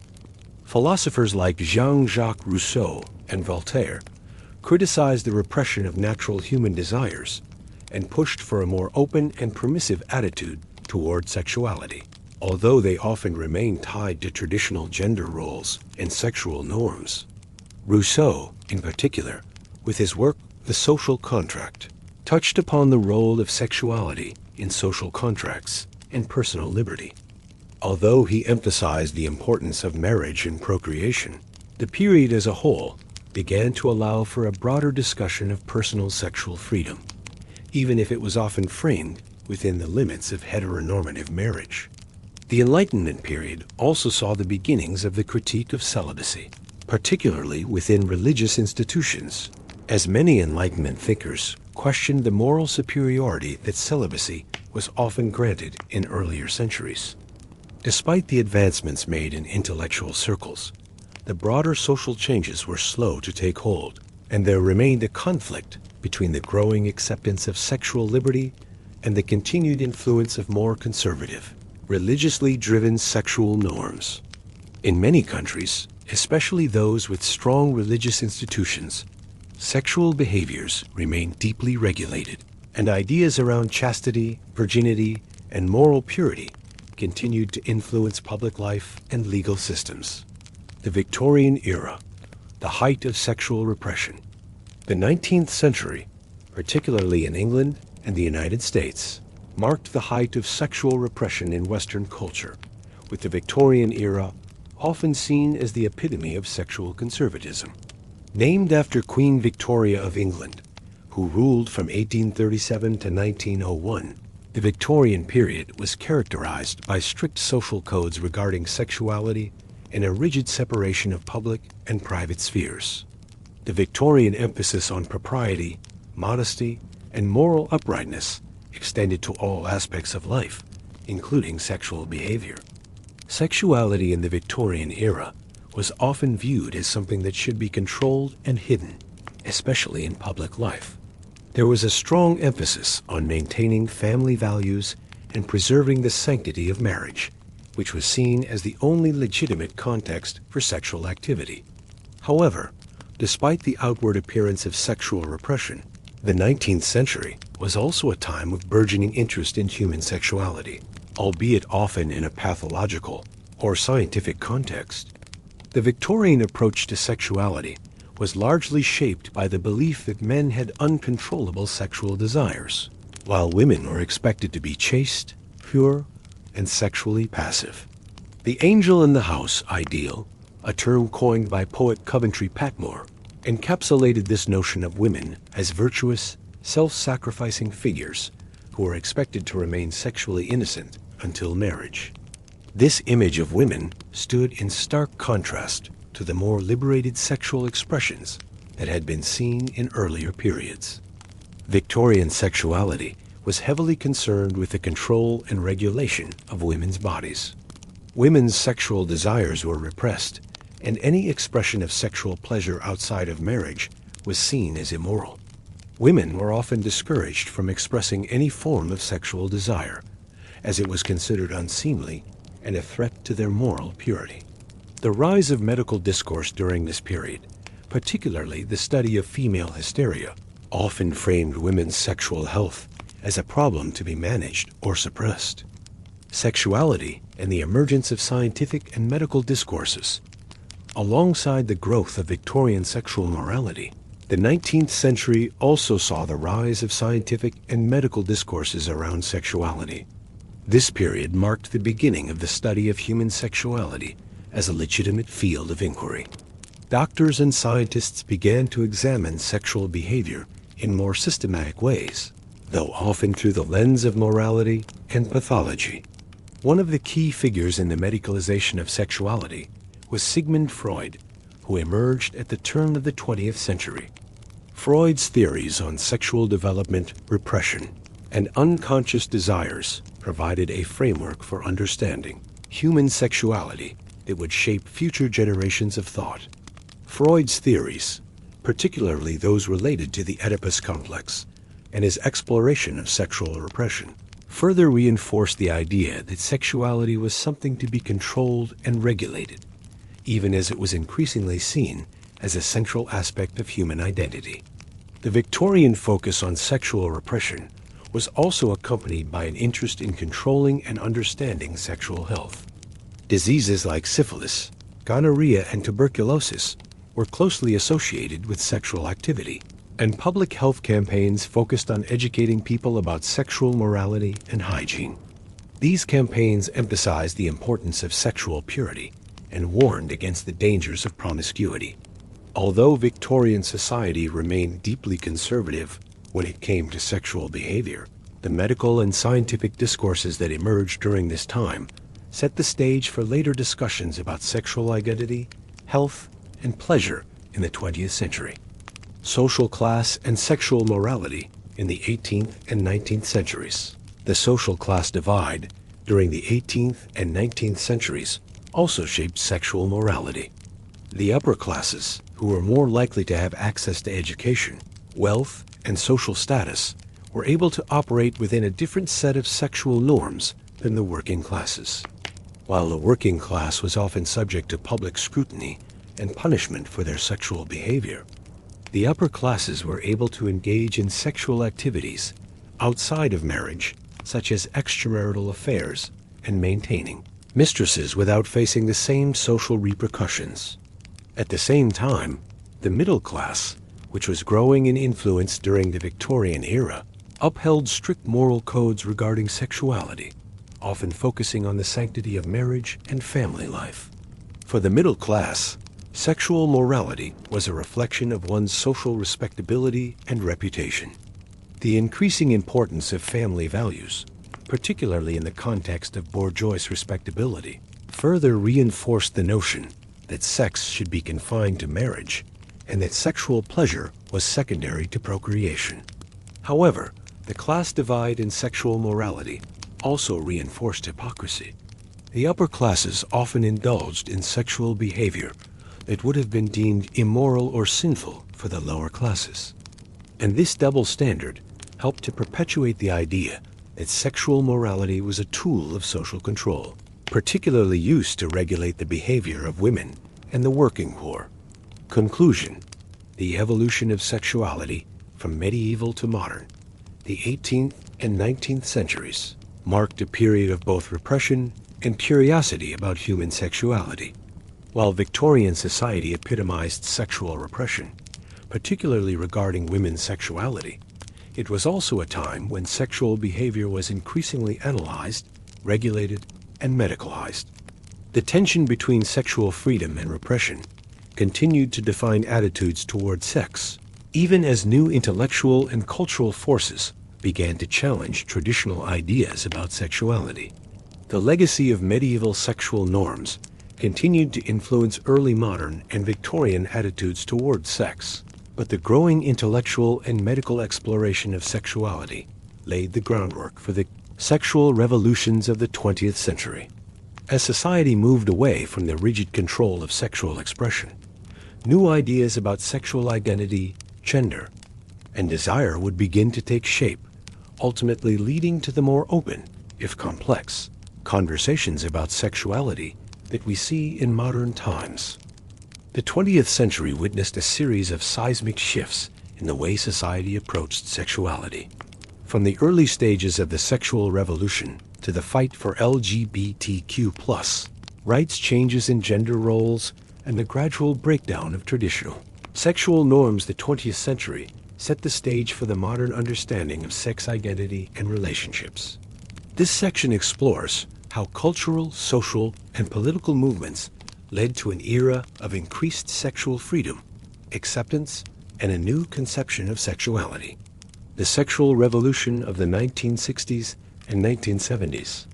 The sexual revolution, which began in the 1960s and continued into the 1970s, marked one of the most significant cultural shifts in the history of Western sexuality. This era was characterized by a dramatic break with the sexual conservatism of previous generations, which had been heavily influenced by Victorian-era attitudes. The revolution was driven by a combination of factors, including the rise of feminism, the civil rights movement, and the availability of birth control, all of which empowered individuals to challenge traditional sexual norms and embrace a new, more liberated approach to sex. One of the key catalysts of the sexual revolution was the introduction of the birth control pill in the early 1960s. For the first time, women had reliable and safe contraception, which allowed them to control when and how often they would become pregnant. This newfound autonomy over reproduction gave women the freedom to explore their sexuality without the constant fear of pregnancy, fundamentally changing the way women viewed their sexual lives. Women could now engage in sexual activity for pleasure, not just procreation, a concept that had been largely taboo in previous generations. At the same time, the feminist movement was pushing for gender equality, including sexual equality. Women began to demand the right to express their sexual desires openly and freely, challenging the traditional view that women should be passive, submissive, and sexually modest. The feminist movement's calls for equal sexual rights resonated with other social movements of the time, particularly the civil rights movement, which sought to challenge oppressive systems and promote individual freedom. In the 1960s and 1970s, these social movements came together to create a new sexual culture.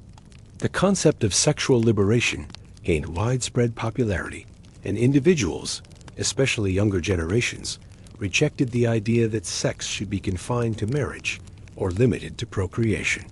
The growing acceptance of premarital sex, casual sex, and same-sex relationships marked a dramatic departure from earlier sexual norms. Music, art, and literature reflected this new sexual freedom, with works like the song "Make Love, Not War" becoming symbols of the era's embrace of sexual openness. The influence of LGBTQ rights movements. Alongside the general sexual liberation movement of the 1960s and 1970s, the LGBTQ rights movement emerged as a powerful force in advocating for sexual freedom and equality.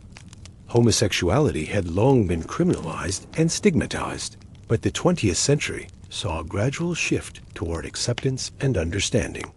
The Stonewall riots of 1969, a turning point in LGBTQ history, marked a moment of defiance against police harassment and discrimination. The riots, which took place at the Stonewall Inn in New York City, were a catalyst for the LGBTQ rights movement, which would go on to demand equal rights and recognition for homosexual and transgender individuals. The events at Stonewall led to the establishment of pride parades and the formation of advocacy groups that sought to challenge societal norms and fight for legal recognition of LGBTQ+ rights.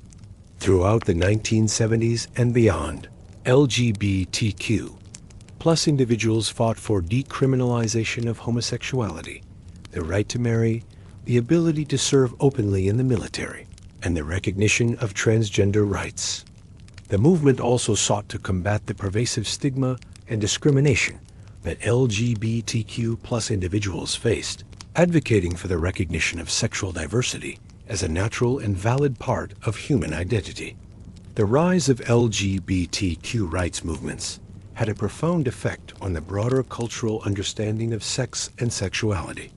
While there was still significant resistance, particularly from religious and conservative groups, the ongoing visibility of LGBTQ individuals and their advocacy for equal rights helped normalize same-sex relationships and broaden the definition of sexuality. The evolution of gender roles and sexual equality, along with the sexual revolutions of the 20th century, came significant shifts in gender roles, many of which were influenced by the feminist movement and the fight for women's rights. In the mid-20th century, the feminist movement gained momentum, challenging patriarchal gender roles and advocating for women's rights in all aspects of life, including sexuality. The feminist movement's critique of traditional gender norms extended to the sexual realm. Feminists argued that traditional sexual roles, where men were expected to be dominant and women submissive, reinforced inequality and limited women's freedom. Feminists worked to dismantle the idea that women as primary role was to serve men sexually and reproduce. They pushed for women's right to control their bodies and sexual choices, advocating for access to contraception, abortion, and sexual education. The 1960s and 1970s saw significant strides in women's liberation, with the introduction of reproductive rights and greater access to education and employment. As women gained more autonomy in their personal and professional lives, they also gained more power in sexual relationships. The idea that women could seek sexual pleasure for its own sake, rather than merely fulfilling the role of mother or wife, became more widely accepted. While these advances were a source of empowerment for women, they also had a lasting impact on men. As gender roles shifted, men were encouraged to adopt a more emotionally open and sensitive approach to sex and relationships. The rigid, dominant masculinity of the past was challenged, and men were encouraged to see sexuality as part of a broader emotional connection, not just an assertion of power or control. The rise of sexual health and education. With the sexual liberation of the 1960s and 1970s, there was also a growing emphasis on sexual health and education. Public discussions about sex became more open, and educators and healthcare professionals began to advocate for comprehensive sex education in schools and communities. The focus on sexual health expanded beyond just contraception and pregnancy prevention, encompassing the importance of sexual consent, healthy relationships, and awareness of sexually transmitted infections. The AIDS epidemic of the 1980s was a major event that changed the conversation about sexual health in profound ways. The spread of HIV/AIDS, primarily affecting gay men in the early years, brought new awareness to the risks of unprotected sex and the importance of safe sex practices. The AIDS crisis led to the establishment of nonprofit organizations, public health campaigns, and governmental responses aimed at educating people about the virus and reducing stigma around both the disease and the LGBTQ community. Sexual health organizations, along with public awareness campaigns, helped people understand the need for safe sexual practices, including the use of condoms and regular STI testing. The conversation surrounding sexual health grew more inclusive, with discussions about the needs of women, LGBTQ+ individuals, and other marginalized groups. The shift towards sexual autonomy and rights. By the end of the 20th century, the concept of sexual autonomy, being able to make personal decisions about one's sexual activity and identity, had become central to discussions about human rights. Sexual autonomy is now considered an essential aspect of individual freedom, and sexual rights are increasingly recognized as part of broader human rights frameworks. The legalization of same-sex marriage in various countries, the growing recognition of transgender rights, and the global conversation about consent. Sexual violence and gender equality are all examples of how sexuality, identity, and rights have evolved since the 20th century. Today, conversations around sexual health, consent, and freedom continue to shape how we understand and experience sexuality. Conclusion: the modern landscape of sexuality. The 20th century laid the foundation for the modern landscape of sexuality, where sexual expression, identity, and rights are increasingly understood as fundamental to individual freedom and well-being. The movements for sexual liberation, gender equality, LGBTQ+ rights, and sexual health have created a world where conversations about sexuality are more open, diverse, and inclusive than ever before. The struggles of the 20th century have paved the way for a more nuanced understanding of sex and sexual identity. While challenges remain, the modern view of sexuality is one that embraces diversity, autonomy, and mutual respect, setting the stage for an even more progressive future. The 21st century has brought about significant changes in how sexuality is experienced, understood, and expressed, largely due to the advent of digital technology and the proliferation of internet culture. In this section, we will explore the role of modern media, the internet, and social platforms in shaping contemporary sexual norms, identities, and experiences. The rise of digital media and sexual representation. As the digital age has progressed, media representations of sex and sexuality have become more accessible and diverse. In the 20th century, traditional media outlets like television, film, and print media played a dominant role in shaping sexual norms and ideals. However, with the advent of the internet and digital platforms, the representation of sex and sexual identities has expanded dramatically, offering new ways for people to connect, share experiences, and define their sexuality. The rise of the internet has democratized access to sexual information, allowing individuals to explore a wide range of sexual ideas, identities, and practices that were once hidden or stigmatized. Websites, forums, and social media platforms have provided spaces where individuals can express their sexual identity, learn about different sexual experiences, and engage in discussions about sexuality.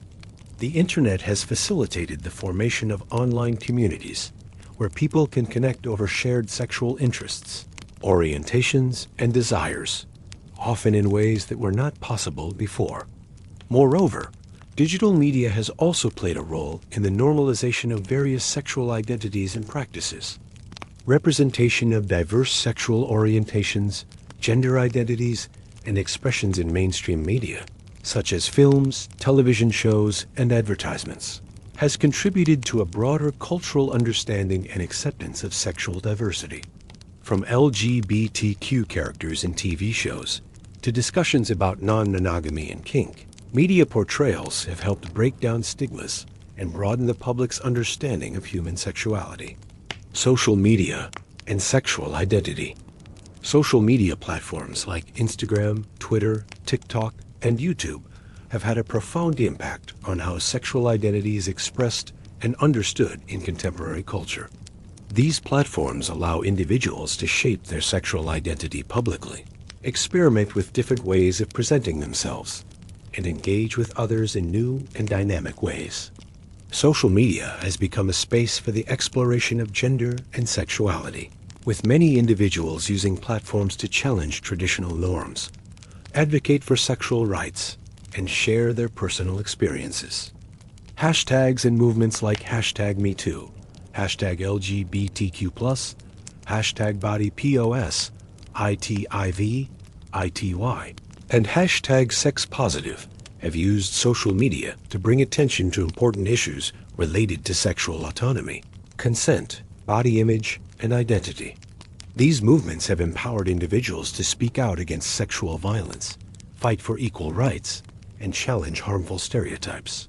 Social media also allows marginalized sexual identities, such as asexual, bisexual, or pansexual people, to find solidarity and visibility, contributing to a more inclusive and diverse representation of sexuality.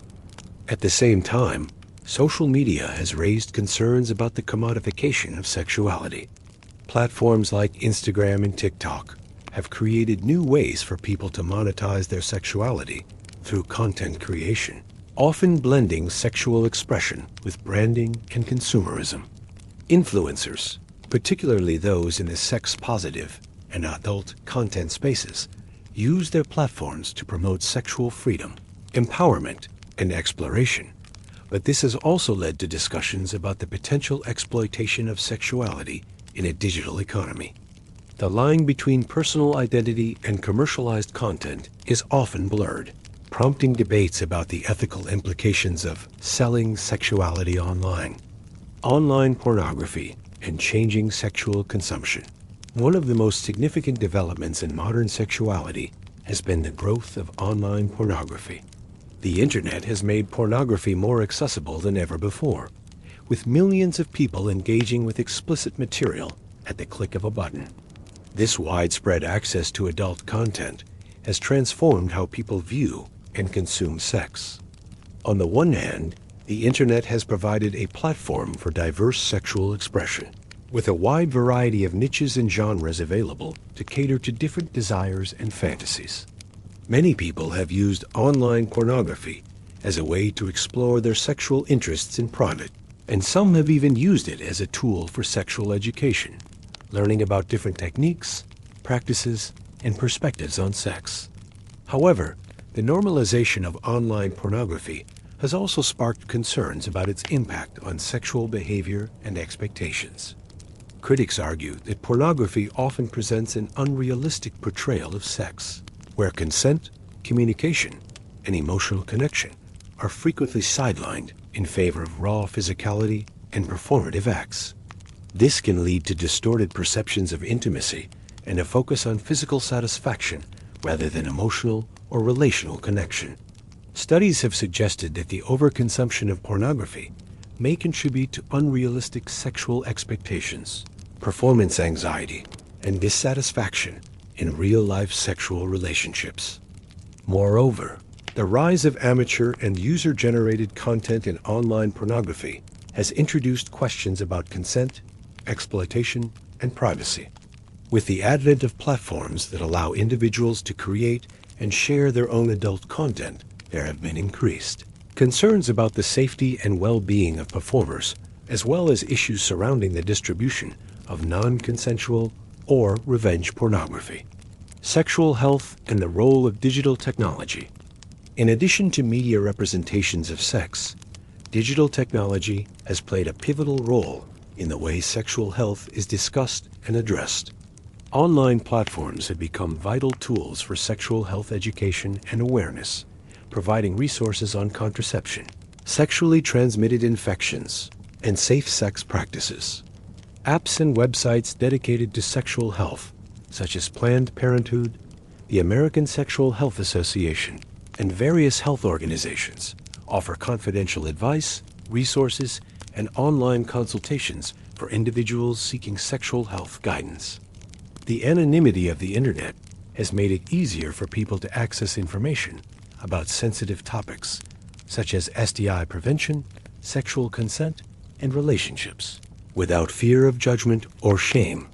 Moreover, digital health tools like dating apps, online therapy, and telemedicine services have changed how people manage their sexual health and relationships.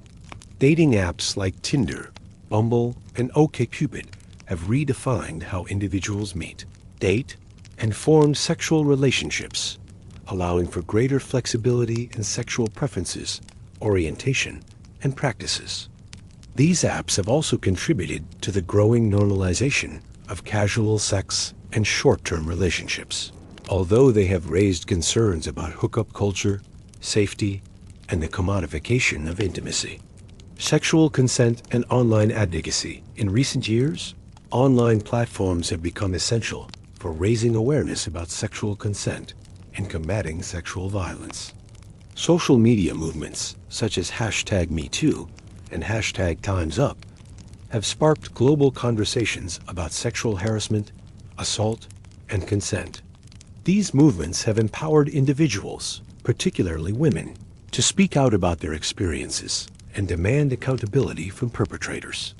The digital space has also been used to educate people about the importance of clear, enthusiastic, and ongoing consent in sexual encounters. Consent education is now an integral part of sexual health campaigns, with online platforms and influencers using their reach to promote healthy sexual practices and relationships. The #MeToo movement, in particular, has had a transformative effect on the way society views sexual violence and harassment. By giving a voice to survivors and holding perpetrators accountable, the movement has brought to light the systemic nature of sexual abuse and the widespread normalization of sexual misconduct. As a result, consent has become a central topic in both public discourse and sexual education. Conclusion: the digital age and the future of sexuality. The digital age has drastically transformed the way we think about and engage with sex. With the proliferation of online platforms, social media, and digital technology, individuals now have more access than ever to information, resources, and communities that allow them to explore their sexuality in diverse and empowering ways. While the digital revolution has paved the way for greater sexual liberation, it has also introduced new challenges and concerns, particularly in relation to consent, privacy, and the commercialization of sexual expression. As we move forward, it is clear that digital technology will continue to shape our understanding of sex, relationships, and identity. The ongoing conversations about consent, sexual health, and the normalization of diverse sexualities are a testament to the power of the internet in redefining sexual norms. However, as technology evolves, it will be important to continue addressing the ethical and social implications of online sexual content, privacy, and safety, ensuring that sexual freedom is both empowering and responsible.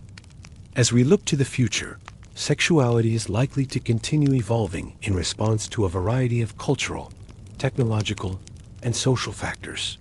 A rapid pace of technological advancement, shifts in gender and sexual identity, and the ongoing quest for sexual rights and equality will continue to shape how sexuality is understood and experienced. In this section, we will explore some of the emerging trends in sexuality, the challenges that lie ahead, and the potential for a more inclusive and liberated future. The evolution of gender identity and sexual fluidity. One of the most significant trends in modern sexuality is the growing recognition and acceptance of diverse gender identities and sexual orientations. Over the past few decades, there has been a shift away from traditional, binary notions of gender and sexual identity toward a more fluid and inclusive understanding. As society increasingly embraces the idea that gender and sexuality are not fixed or static, but are instead shaped by individual experience and expression, we are likely to see even greater diversity in how people understand and perform their sexual and gender identities. The expansion of language surrounding gender identity terms like non-binary, genderqueer, genderfluid, and agender has allowed people to articulate their experiences in ways that challenge traditional gender norms. Additionally, many people are moving away from rigid labels for sexual orientation, recognizing that sexuality exists on a spectrum and can evolve over time. The increasing visibility of transgender, gender non-conforming, and non-binary individuals has helped to normalize these identities and challenge the heteronormative assumptions that have dominated sexual discourse for centuries. As awareness and acceptance of diverse gender and sexual identities continue to grow, it is likely that future generations will have greater freedom to express themselves in ways that feel authentic to their experiences, free from societal pressure or judgment. The role of technology in shaping future sexuality. technology will continue to play a major role in shaping the future of sexuality. The increasing prevalence of virtual and augmented reality. Technologies could lead to entirely new forms of sexual expression and interaction. VR platforms, for instance, are already being explored for immersive sexual experiences, where individuals can engage in simulated sexual encounters or explore their fantasies in highly realistic digital environments. These developments could revolutionize how people experience sex, intimacy, and desire. While the potential for VR to facilitate sexual experiences is exciting, it also raises important ethical questions. As virtual reality technology continues to advance, questions around consent, privacy, and the potential for exploitation will need to be addressed. VR could also influence real-life relationships and expectations of intimacy, with concerns about the potential for people to become overly reliant on virtual experiences at the expense of physical connection. Another technological development that may impact future sexuality is the growth of artificial intelligence and its application to sexual relationships. AI-powered sex robots and virtual partners are already on the horizon, and as AI becomes more sophisticated, it may offer new ways for people to engage in sexual encounters, whether through companionship or physical intimacy. While this may provide benefits for individuals who are socially isolated or seeking non-human companionship, it also presents a host of concerns about objectification, consent, and the potential for dehumanizing relationships. Sexual education in the digital age. As digital platforms continue to shape how we access information and connect with others, the future of sexual education will likely be redefined by online resources and interactive technologies. Comprehensive sex education is already being delivered through websites, apps, and online forums, offering information about sexual health, consent, relationships, and gender identity. These digital resources allow for greater accessibility and privacy, enabling individuals to learn about sexual matters in a comfortable and anonymous setting. In addition to traditional educational resources, new technologies like AI and gamification could be used to create more engaging, personalized, and effective sexual education programs. Interactive online platforms could allow users to explore scenarios related to sexual consent, healthy relationships, and emotional intimacy in a safe and controlled environment.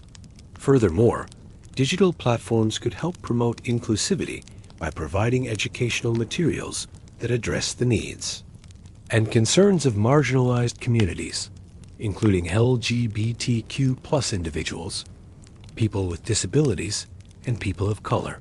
However, the increasing reliance on digital platforms for sexual education also presents challenges.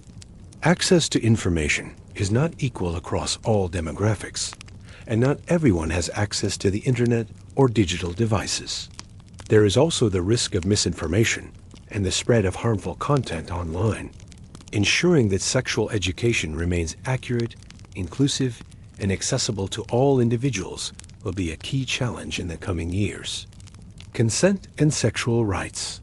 Continuing the fight for equality. While progress has been made in terms of sexual rights and consent, the fight for equality is far from over. The #MeToo movement and other initiatives that advocate for sexual consent, the prevention of sexual violence, and the rights of marginalized sexual communities have made significant strides in raising awareness about issues such as harassment, abuse, and unequal power dynamics in sexual relationships. Moving forward, the conversation around sexual rights and consent will continue to evolve. Future sexual cultures will likely place greater emphasis on the importance of ongoing consent, recognizing that consent is not a one-time agreement, but an ongoing, active process. The demand for clear communication, mutual respect, and boundaries in sexual encounters will likely become more entrenched as society continues to challenge the culture of entitlement and objectification that has shaped sexual behavior for centuries. At the same time, the future of sexuality will likely see continued efforts to address the needs and rights of marginalized groups, particularly LGBTQ plus individuals and people with diverse sexual preferences. The fight for same-sex marriage, transgender rights, and the right to express one's sexual identity without fear of discrimination or violence will remain crucial as we move forward. Sexual violence and the need for accountability. As the #MeToo movement and similar campaigns have shown, sexual violence remains a pervasive issue that disproportionately affects women, people of color, and LGBTQ individuals. The future of sexuality must involve continued efforts to combat sexual violence and hold perpetrators accountable. This includes the development of new legal frameworks, improved victim support services, and a cultural shift toward prioritizing consent and mutual respect in sexual relationships. Additionally, the future of sexuality will involve confronting and deconstructing harmful gender norms and power imbalances that perpetuate sexual violence. As more people begin to question traditional notions of masculinity, femininity, and power dynamics, it is possible that we will see a cultural shift that prioritizes empathy, respect, and equality in sexual interactions. Conclusion: a more inclusive and liberated sexual future. The future of sexuality will undoubtedly be shaped by the ongoing developments in technology, social attitudes, and human rights. As gender identities and sexual orientations become more diverse, and as technology continues to reshape how we experience sex and intimacy, the potential for a more inclusive, open, and liberated sexual future grows stronger. At the same time, the fight for sexual equality, consent, and rights will remain critical. The journey toward a society where sexual autonomy is universally respected and where all individuals are free to express their desires and identities without fear of discrimination or violence is ongoing. As we continue to challenge traditional sexual norms and advocate for inclusivity and respect, the future of sexuality promises to be more diverse, more accessible, and more empowering for all individuals, regardless of their gender, sexual orientation, or background. The journey through the history of sexuality, from medieval times to the present day, reveals a fascinating and complex narrative of social, cultural, and religious transformations. Sexuality has been shaped by a variety of factors, including religious dogma, political power, gender norms, technological advances, and ultimately, the quest for personal autonomy and sexual rights. The evolution of sexual norms, behaviors, and identities has been anything but linear, as societies have oscillated between repression, liberation, and everything in between. This final section will reflect on the key themes that have defined the history of sexuality and consider the future of sexual liberation, equality, and expression. Medieval sexual norms, religious control, and patriarchal power. In medieval times, sexuality was primarily viewed through the lens of religion and social order. The Catholic Church, with its emphasis on celibacy and the sanctity of marriage, played a central role in regulating sexual behavior, framing sex as a tool for procreation rather than pleasure. These strict religious and moral codes governed all aspects of sexual conduct, from the roles of men and women in marriage to the enforcement of sexual taboos like adultery, prostitution, and homosexuality. The medieval period also saw the development of gendered sexual roles, where men were expected to assert dominance and control, while women were seen as passive, subordinate, and tasked with fulfilling reproductive duties. These ideals were reinforced by the feudal system, which structured society along hierarchical lines, with sexuality playing a role in reinforcing power dynamics. Though there were moments of sexual expression and indulgence in festivals and folk traditions, the overarching moral framework was one of regulation, control, and restriction. The shift toward individualism and the sexual revolution. The modern era witnessed a gradual but profound shift away from the repressive sexual norms of the medieval period. The rise of the Renaissance and the Enlightenment introduced ideas of individualism, personal autonomy, and the questioning of religious authority, all of which contributed to the gradual transformation of sexual attitudes. In particular, the advent of modern science, the exploration of human sexuality by thinkers like Freud, and the social and cultural movements of the 19th and 20th centuries all played a role in reframing sexuality as a natural and personal aspect of human identity. The sexual revolution of the 1960s and 1970s marked a turning point as people began to challenge the rigid sexual norms of the past, advocating for sexual liberation, gender equality, and the right to love and express oneself freely. Women's liberation, LGBTQ+ rights, and the increasing availability of birth control allowed individuals to explore and express their sexual desires in ways that were previously constrained by societal and religious expectations. This revolution set the stage for a more open and inclusive view of sexuality, one that embraced sexual pleasure, consent, and diversity. The influence of technology and the digital age.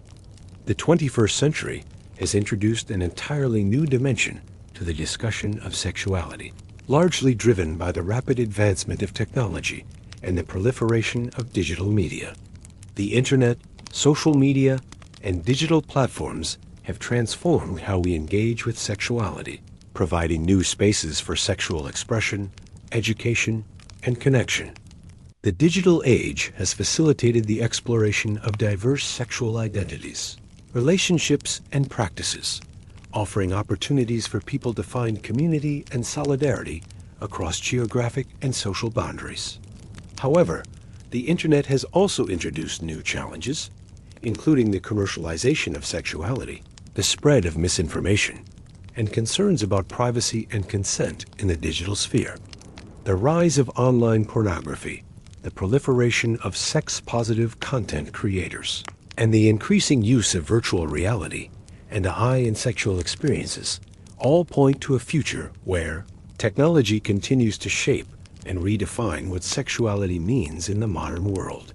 Sexual rights and equality. The ongoing struggle, despite the progress made in sexual liberation and the recognition of sexual rights, significant challenges remain. The fight for sexual equality, consent, and freedom is ongoing, particularly for marginalized groups such as LGBTQ+ individuals, people of color, and women. Legal battles for marriage equality, transgender rights, and access to reproductive health care continue to dominate global discourse. At the same time, efforts to combat sexual violence, harassment, and exploitation are crucial as society works to build a culture of consent, respect, and accountability. The #MeToo movement, which gained momentum in the late 2010s, serves as a reminder of the deep-rooted issues of sexual harassment, abuse, and power imbalances in society. While the movement has brought attention to the need for systemic change, it has also sparked broader conversations about consent, gender equality, and the need for a cultural shift in how we view and respect each other as sexual autonomy. The future of sexuality, embracing diversity, consent, and freedom. Looking ahead, the future of sexuality promises to be even more diverse, inclusive, and liberated.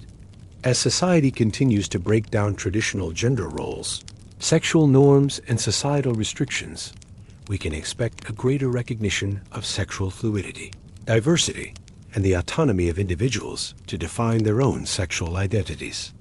The continued advancement of technology, including AI, VR, and biotechnology, will likely introduce new forms of sexual expression, interaction, and intimacy, challenging existing boundaries and norms.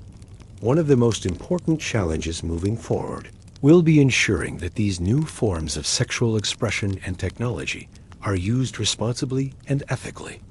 The conversations about consent, sexual autonomy, and the rights of marginalized groups must remain at the forefront of the discussion as we continue to shape a world where sexual freedom is not only celebrated, but protected. Conclusion: a journey of transformation and liberation, the history of sexuality, from the medieval period to the present day, has been one of transformation, conflict, and liberation. The journey has been marked by periods of repression and control, but also by moments of profound social and cultural change that have redefined how we understand and experience sex. The sexual revolutions of the 20th century, the influence of digital media, and the ongoing struggles for sexual rights and equality all point to a future where sexuality is understood as a personal, diverse, and deeply human experience. As we continue to challenge old norms and embrace new possibilities, the future of sexuality holds the promise of greater freedom, respect, and acceptance for all individuals, regardless of their gender, sexual orientation, or background. The journey towards sexual liberation and equality is ongoing, but with each step, we move closer to a world where sexuality is celebrated as a natural and vital part of the human experience.